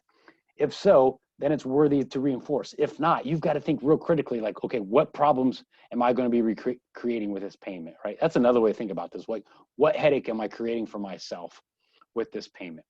So was that odor truly encountered and sampled? As a result, was there change of behavior? Or, what I see so many times is there's some really weak change of behavior. The dog just sits, and then he's, looking lovingly into the eyes of the handler. The handler's staring back at him, and then there's a payment, right? And so really, again, how much reliance was there on the handler? If there is, we got to avoid that becoming a negative experience for the dog, because I don't want to train them off the odor. I don't want them to be a negative, but I certainly don't want to reinforce that behavior, because they should not be relying on me. They've got to rely on the target odor. So am I asking you guys to walk a very thin and very poorly defined line? Absolutely. And you're going to have to know your dog and, know where that is. But if you think they're relying on you, we've got to find a way to not make that a negative, because again, I don't want them to not respond to that target odor, but to reinforce that reliance on you is trouble. Another one, again, this is what I kind of hinted at. This is what I see too many times, that the handler's just like frustrated, right? They're impatient. And so even during imprinting or, just during a normal training in an operational environment, they've had enough. Because we've got distractors out there, they're frustrated, right? Because they don't use distractors enough, and I show up and I put a few distractors out there. They're getting told no, they're frustrated. and they're blind, maybe they have a miss, we do tell them where it is so they can go into some training. And then instead of really looking for all of these things, that they truly have confidence that they got into odor and they sampled it and there was change of behavior, that they simply just pay the dog. And again, what are we reinforcing, right? It might be a quick fix, but really you're just setting yourself for problems. What is the timing? You know, how long has there been between that dog's action and your reward of it? You know, does the dog truly know what it's being rewarding of? So think about that timing, and also think about available cheats. You know, are they just simply queuing on? Is this the third time I've brought them into the same room and I'm getting them to respond on the same cabinet? Because setting up operational scenarios take a lot of time, but I need to get repetitions. And so are they simply just responding to this cabinet, that same position? Is there a different odor that's associated with that location that they're now queuing on? Is there a visual cue that they're responding on? So this is some of these cheats here are why that maybe I was hopefully expressing why I believe the discrete presentations, that ability to mix things up between dogs, between repetitions, to quote unquote re-baseline, to clean them up a little bit, to replace the cans or replace their lids or at least wipe them down. That's much easier to do than to clean an entire, you know, again, this big conference room with all these cabinets in here and filing cabinets, anywhere that the dog might have sniffed and slobbered. I can't clean all these books and all of this, right? But in a discrete presentation, I can. And so that's where, you know, it might have that efficient operation ability to re-baseline.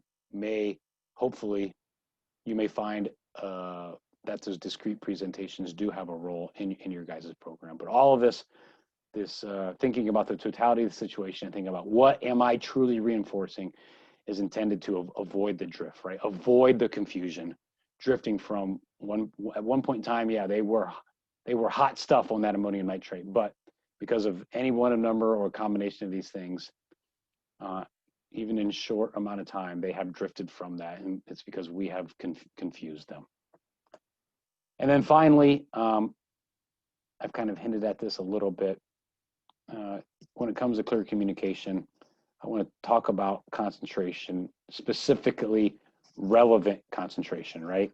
That I am of the opinion that simple training hides in scenarios like that one I kind of hinted at and picked on earlier, just simply taking that bag of black powder and sticking it behind the wheel well of an SUV instead of packaging it like a pipe bomb up in the, you know, in the suspension or in the frame.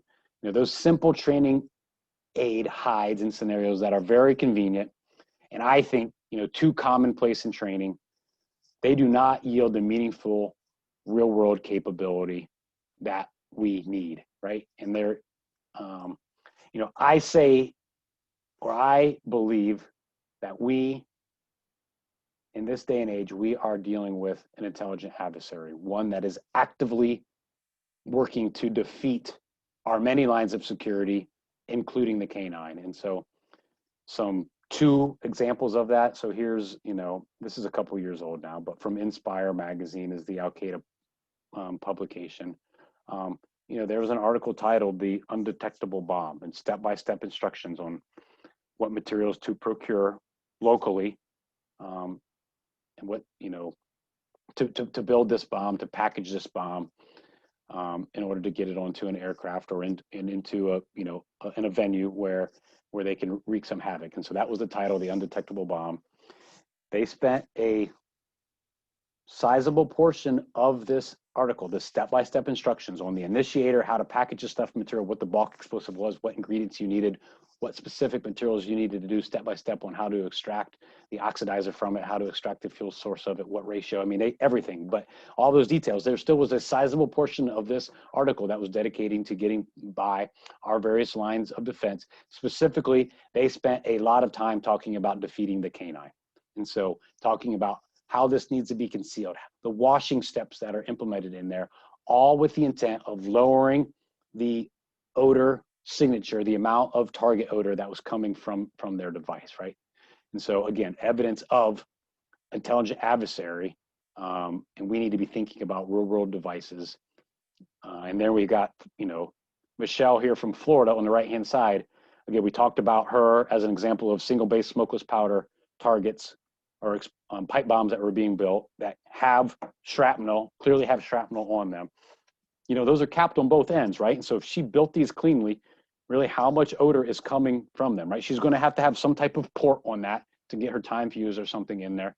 But the odor signature, the concentration, the intensity of odor coming from one of those pipes could be pretty low, right? And a scent bag of a smokeless powder likely does not mimic the odor that's coming from these pipe bombs. And so we must communicate, we must use, i.e. we must communicate that target odors at these concentrations, these are what we want to seek, right? We've got to try to get concentrations that are anticipated to come from authentic threat devices, need to be part of our training, right? And so what am I saying here? I'm saying that we need to work to lower odor threshold. Again, communicate to the canine that these lower amounts of odors we are absolutely very interested in it. And too many times, because the community thinks too much about mass, like, oh, I'm not going to use a small amount of mass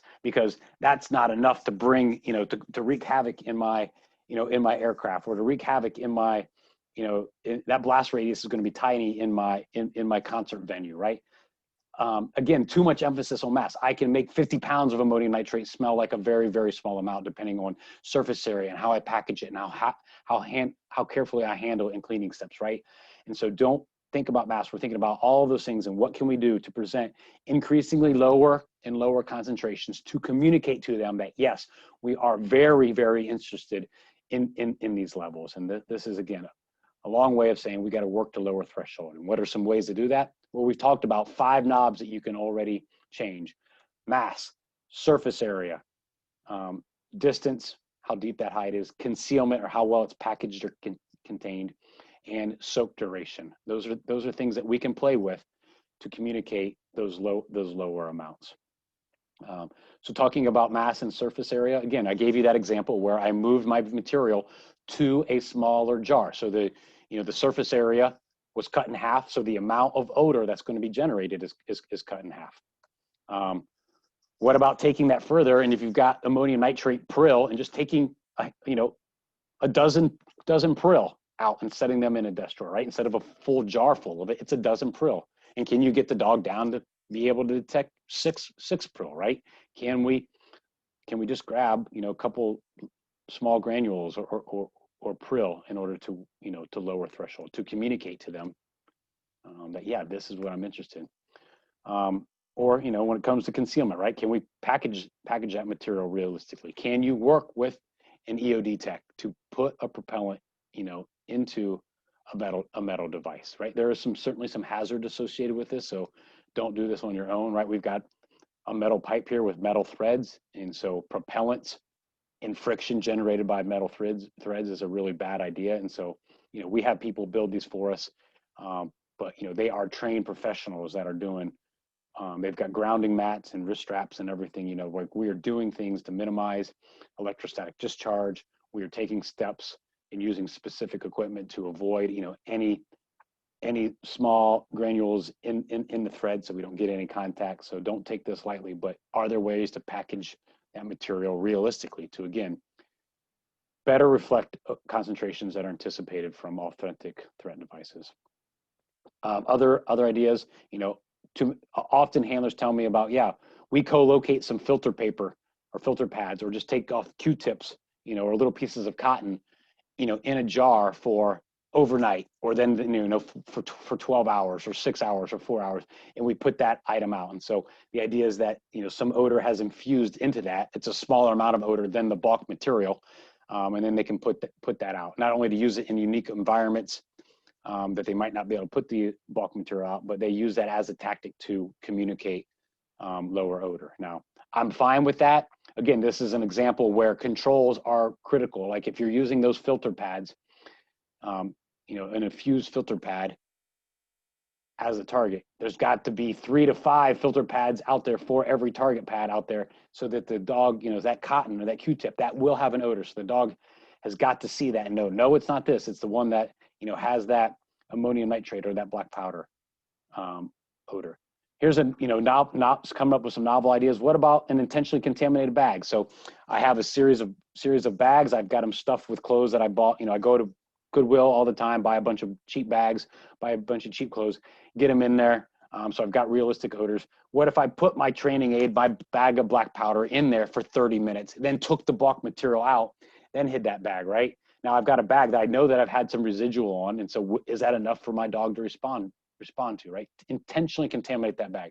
Then you got to throw the whole thing away when it's done. But that's a small sacrifice for a pretty easy to accommodate, realistic hide by removing that bulk material and changing the amount of time that it spends in there, right? It's difficult, impossible maybe to quantify exactly how low it is, but through trial and error and playing with that, I think we have an opportunity, or we have a mechanism, as a better word, a mechanism to be reducing the amount of odor that's being presented, giving us those opportunities to communicate those lower odors. And then what about intentional residuals? So I put my gloves on, I handle my, a block, some bulk C4, or, a bag of black powder, where I think I've got a little residual on my hand, and I simply go and I put, a handprint somewhere, and then that, it's on a gloved hand because, again, I don't want to touch my materials with bare hand, but I have I'm transferring a very small amount here, and then I'm hoping that I'm transferred here. Let's see how our dog responds to that desk drawer or dog, or car handle or trunk lid, and maybe somebody was building something, and that's your best chance of success, that they were building it barehanded and they've transferred things to a door handle or a cabinet drawer, or to, a car handle. Just ideas that I put together, difficult to quantify and prove out scientifically, but tactics that that we might be able to take to communicate, to expose the dog to these lower odors and communicate to them that, yeah, this is in fact mom and dad's, this is still, our objective. I will mention though that as you work with some of these tactics, this is where, as you work to lower threshold, as you get lower and lower and lower, right? This is where drift is really possible and confusion is really possible. So attentive payment becomes absolutely critical when we're attempting to lower threshold, right? And so truly, what is the dog responding to? And so that is a very difficult task, getting lower, lower, lower, lower, because they are so smart and they're so sensitive. If they're picking up on something else, and that can be a position, a different odor, your behaviors, if they're picking up on something else and we're rewarding that, well, again, we're miscommunicating to them. It's not their fault. We are miscommunicating to them what the target odor is, and they are going to drift. And you think that you are rock solid on these tiny, tiny amounts of ammonium nitrate. And then unfortunately, somebody shows up with a new sample of ammonium nitrate and puts it out there, and you do it blind, and you don't have as strong of a capability as you want. And that's what we're trying to avoid, right? We want them to, in real life, in real operational searches, be as good as they look in our training scenarios. And so there they are again. Again, we got to make sure that they know what the human objective is. It's not natural for them to be able to pick that out of a mixture, right? And any other additional odors that are out there could be confusing or could be perceived as the human objective. And so the use of non-targets, blind training conditions. Think about those training aid conditions that we had. How can you simplify that picture? Are they clean aids? Are they regularly replaced? Are they diverse in that you're getting exposed to your single base, but somebody else single base? Are you diversified in that? Are we being critical thinkers before we administer payment? Like truly, what are we reinforcing here? And are we working to communicate that an intelligent adversary might give us a very limited opportunity to detect them, right? Meaning giving us a very low odor signature. And so the only way we're going to be successful is if we have worked to communicate to the dog that those lower concentrations are in fact something we are interested in. But when you're doing that, if you are already doing that, thank you very much. Props to you for doing so. But pay extra attention to payment so that you make sure you know what you're reinforcing and you're not inadvertently causing drift, causing headaches that you're going to have to solve. You're going to have to solve later. And so I did run over by 15 minutes. I apologize, guys. Here's my closing slide. There's my address. That's goodk@battelle. It is a .org, right? We are a not-for-profit organization, so it's a goodk@battelle.org.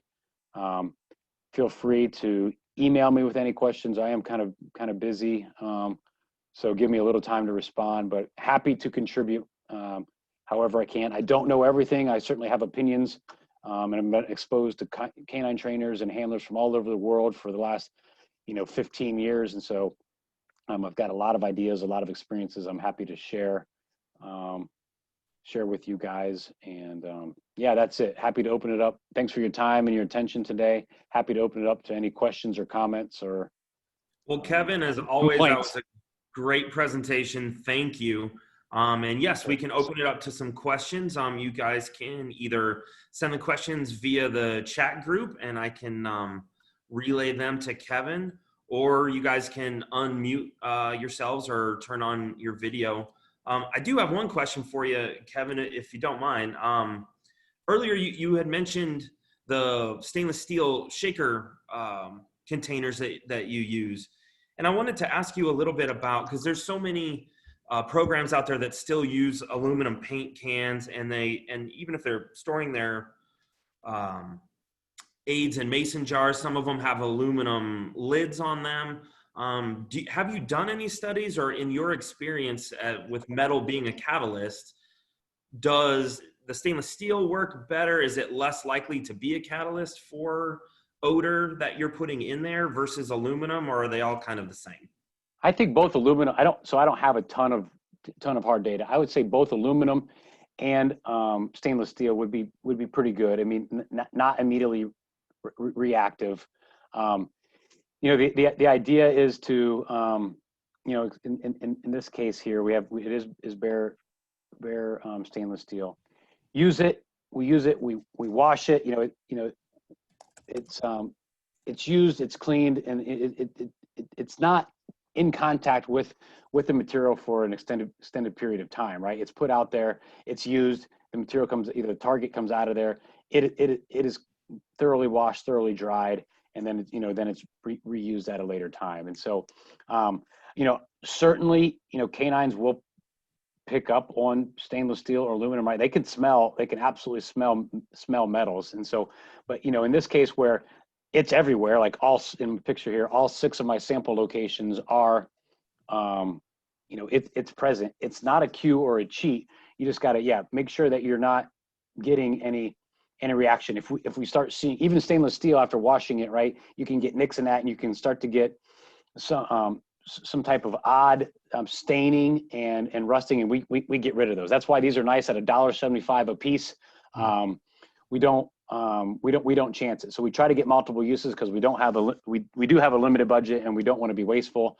But it's not use them endlessly. They get used briefly, washed thoroughly, and inspected before use. And if we see some staining or rusting or whatever that could potentially confuse the odor, we get them out of there.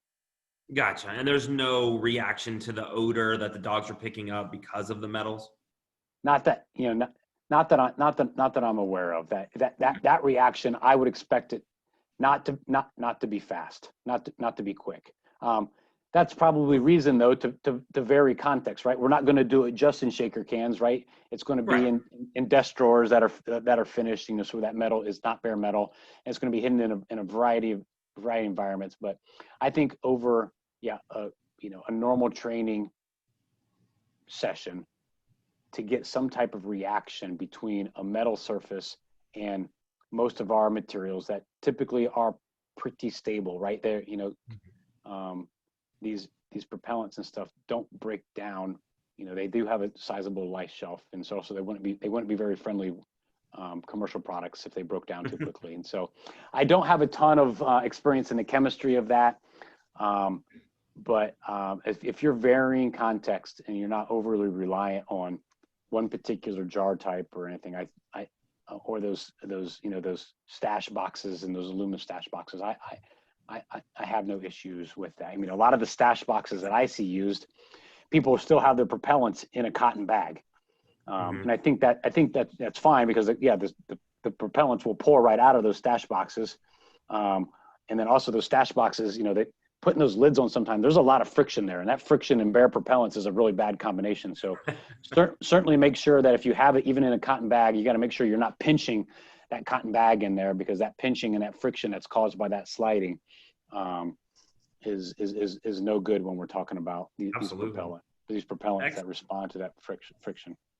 Well, I do have a question via chat. It says, how do you feel about smokeless powder, single versus double base, or triple base for that matter? And would it matter if canine teams train on just one of those types of? Awesome questions. Yeah.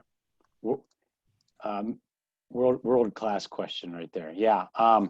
So triple base, I think, is exceedingly rare. It's got it's in my experience, it's going to be primarily just in military applications, and even then, not all that popular. This is a very, very, very tough question. We would like to think that we could train on nitrocellulose, i.e. single base smokeless powder, like I'm showing here, and that they would detect a wide range of nitrocellulose. That we could train on single base, i.e. nitrocellulose based product, and that they would detect not only a wide range of single base smokeless powders, but that they would also generalize to our double based on the next slide, double base, because it has nitrocellulose in it. It simply is adding adding that nitroglycerin. So it has a common component. And I think that there certainly are success stories out there of dog teams that are trained on single base smokeless powder. And because of either the nitrocellulose, or because there's other overlap, like there's different solvents and that are used in the manufacture of these. And so that there are success stories of them generalizing and being able to detect double base smokeless powders. I will say though, for every case of a success story, I think I've heard of a challenge where there was a study that I think Auburn did a while ago where they trained dogs on single base smokeless powder and found that those dogs wouldn't even generalize to other brand name single base smokeless powders all that well, not as religiously or as faithfully as we wanted. And so they found that they needed to train on multiple different manufacturers single base smokeless powders in order to get like a broad single base smokeless powder capability. And so again, for every success story that I've heard of challenges, and I've certainly have witnessed both success stories and challenges. And it might be an animal by animal tactic or variable. It might be a tactic. Like, is there something in your training regimen that allows your dog to generalize better? And so my advice is, we can hope for the generalization. Every opportunity that we can't have a limitless number of formulations in our training kit, right? We're going to have limits.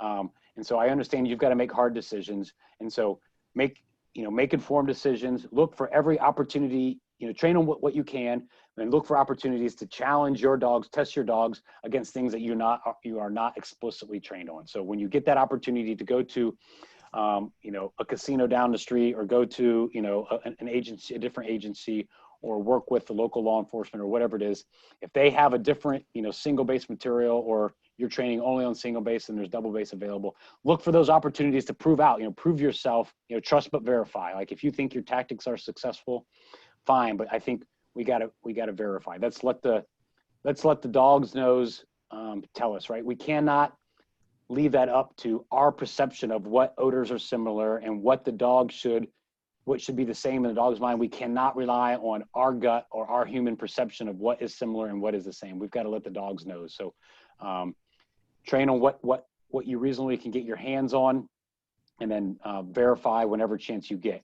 Even those people that say, this is bad advice, Kev, no, we got to train on everything.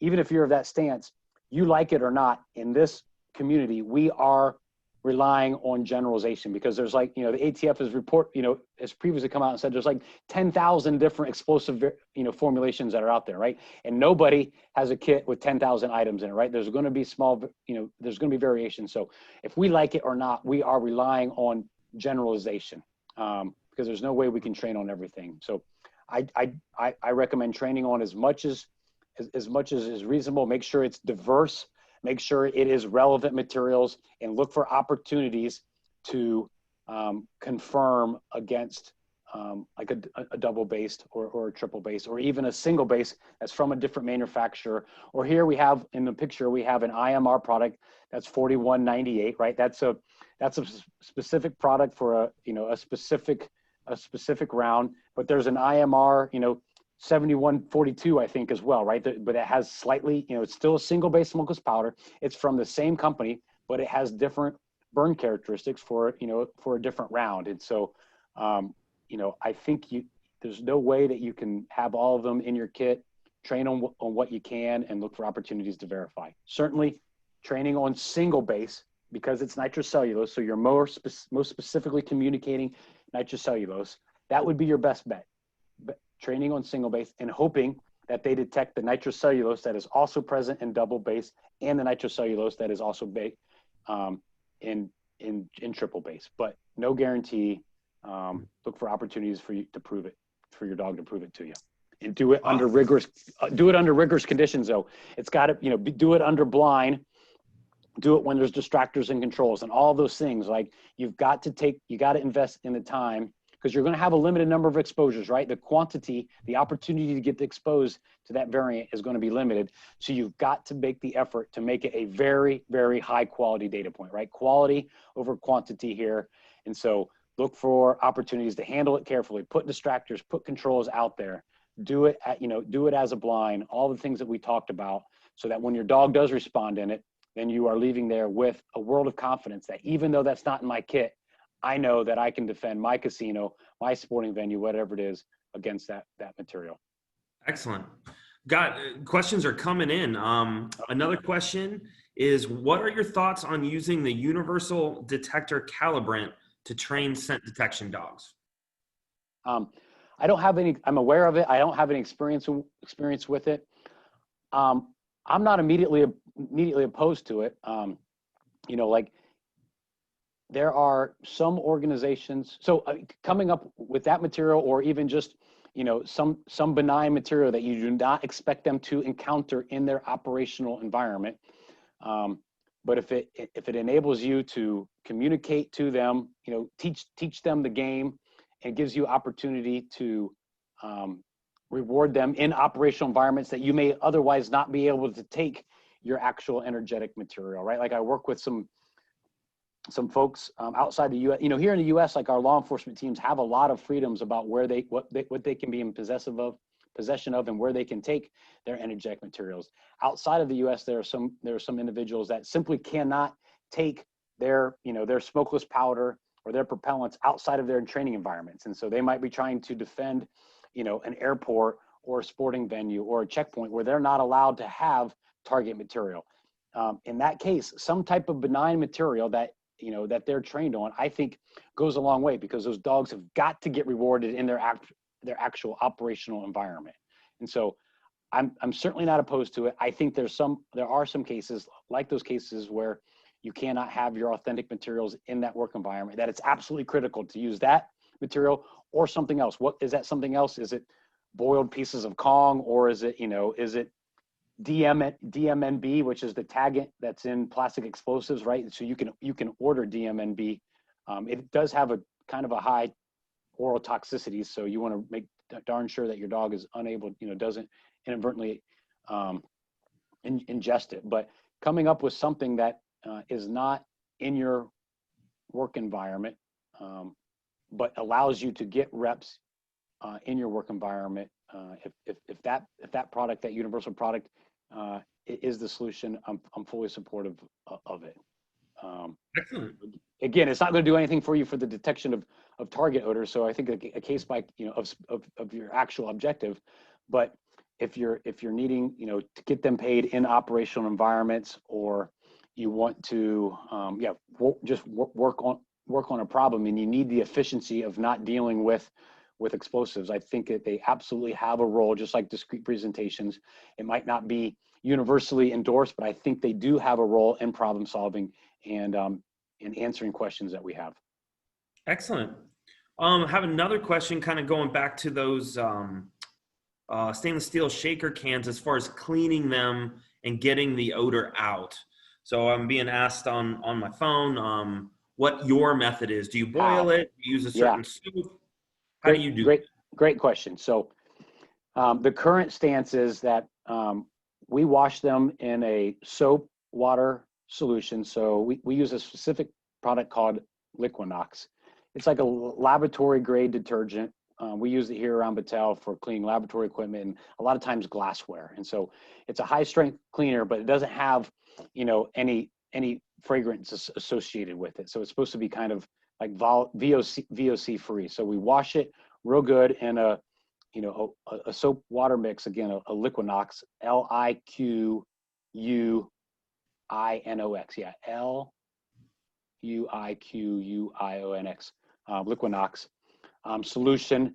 And then it goes, scrub it really good in that, dunk it in the first rinse tank, dunk it in a second rinse tank, into a third rinse tank, and then air dry it. And so that is my way of saying that, yeah, I don't track which one had smokeless powder in it on Thursday. I don't track that. Like, I wash them all. I use them sparingly and quickly. So I have a large stockpile of them, right? And so I'm using them throughout the week. When I come in when I come in tomorrow, everything I use today is sitting in a dirty pile. And I've got another stack of clean ones. I use them. I use them. The end of that day, I wash them all again. I let them sit, overnight or over the weekend, and then I come in Monday, and everything that was washed, regardless if it had a distractor in it, a control in it, or a target in it, is fair game. And so there's some risk associated with that, because what if I'm leaving some target material, some target odor behind on that, some residual, and now that can is being used as an empty can, and the dog responds to it, and we don't pay them when they were actually detecting target odor. And so we've got to be aware of that risk.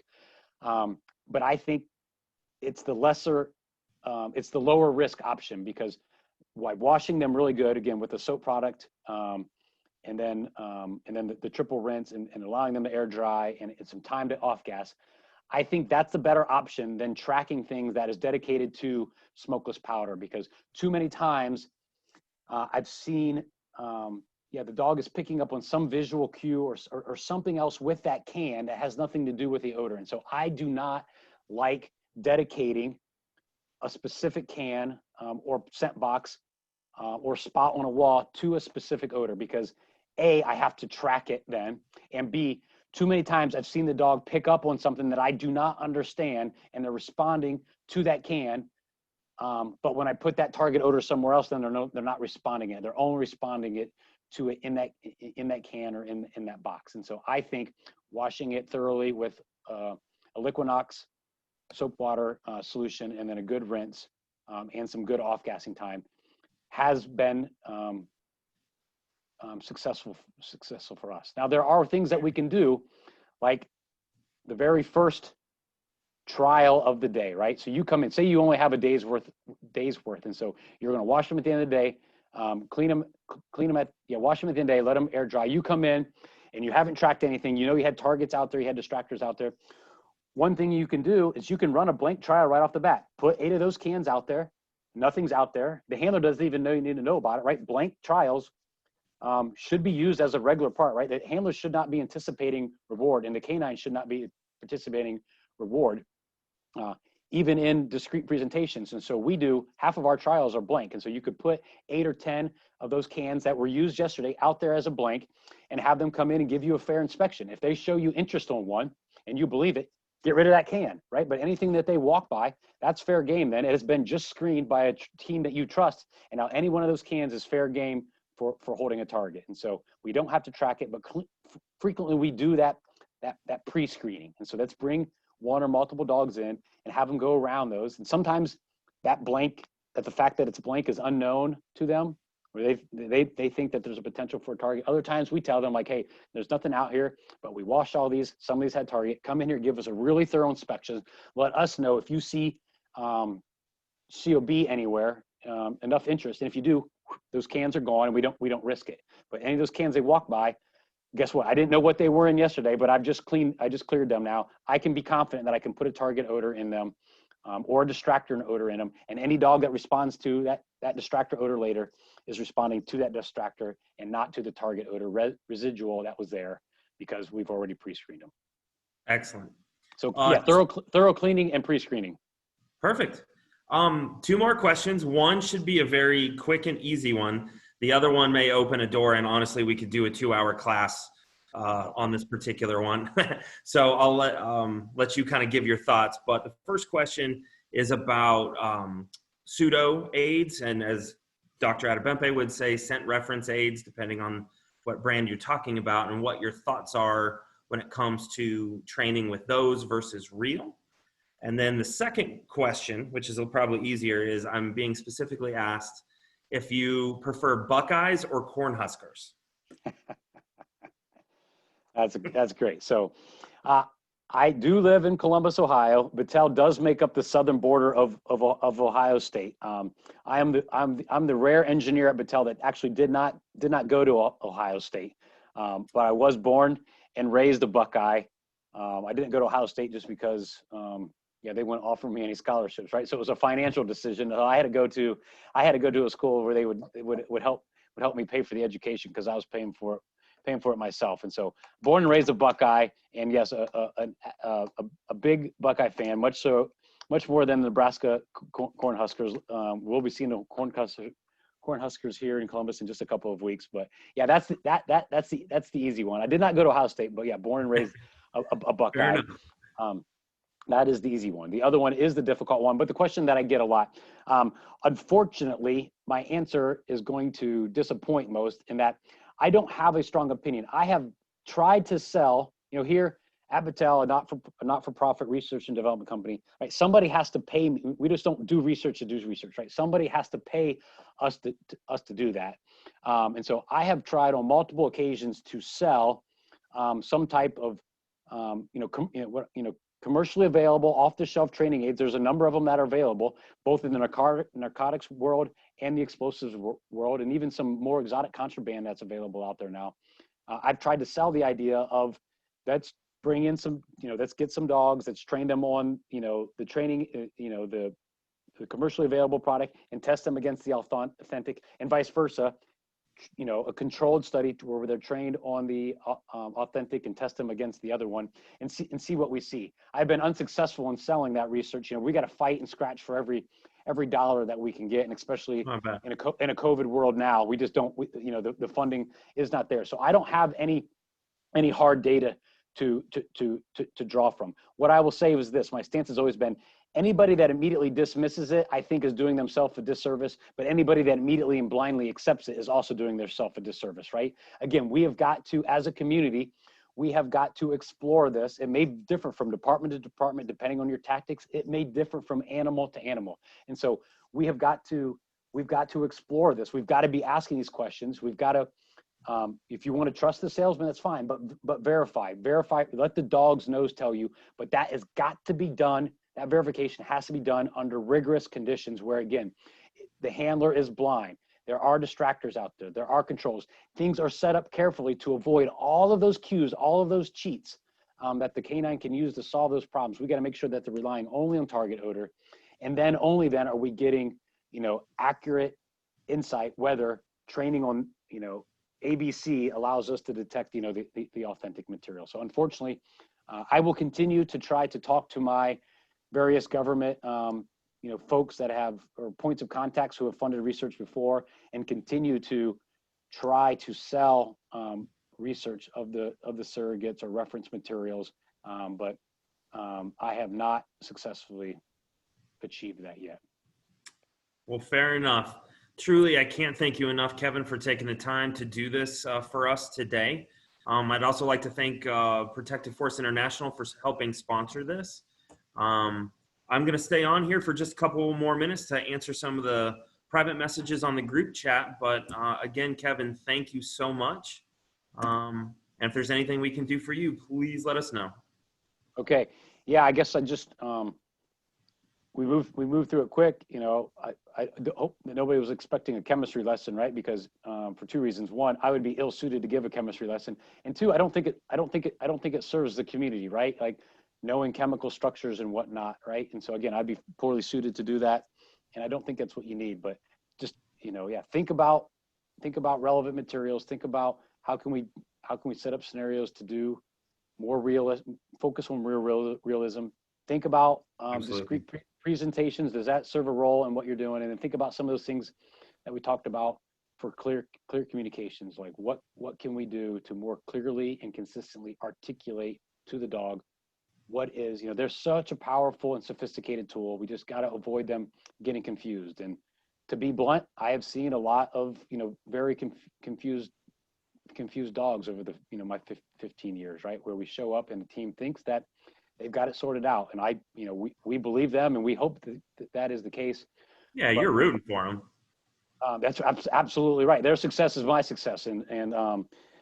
But we unfortunately come to the conclusion together that no, we've been undermined by something where the dog was queuing on something else, or the dog is, has been confused, right? So that they are so smart, they're so sensitive, they learn so fast, and we take advantage of all of those things. But all of that can work against us, and we just got to think critically about every payment, every rep, every training rep that we do. So I hope people got something good out of it. I just love supporting this community, and appreciate the opportunity to do this. My email address, one more time, in the event that somebody, again, last name Good, first initial K, goodk @battelle.org. Happy to continue to share my opinions and provide advice anywhere that I can. Okay, guys? Your presentation is 100% what our community needs. So thank you. We'll definitely be in touch. You have a great night. Yep. Everybody. Yeah. Stay safe, everybody. Okay. Take care. Thank you.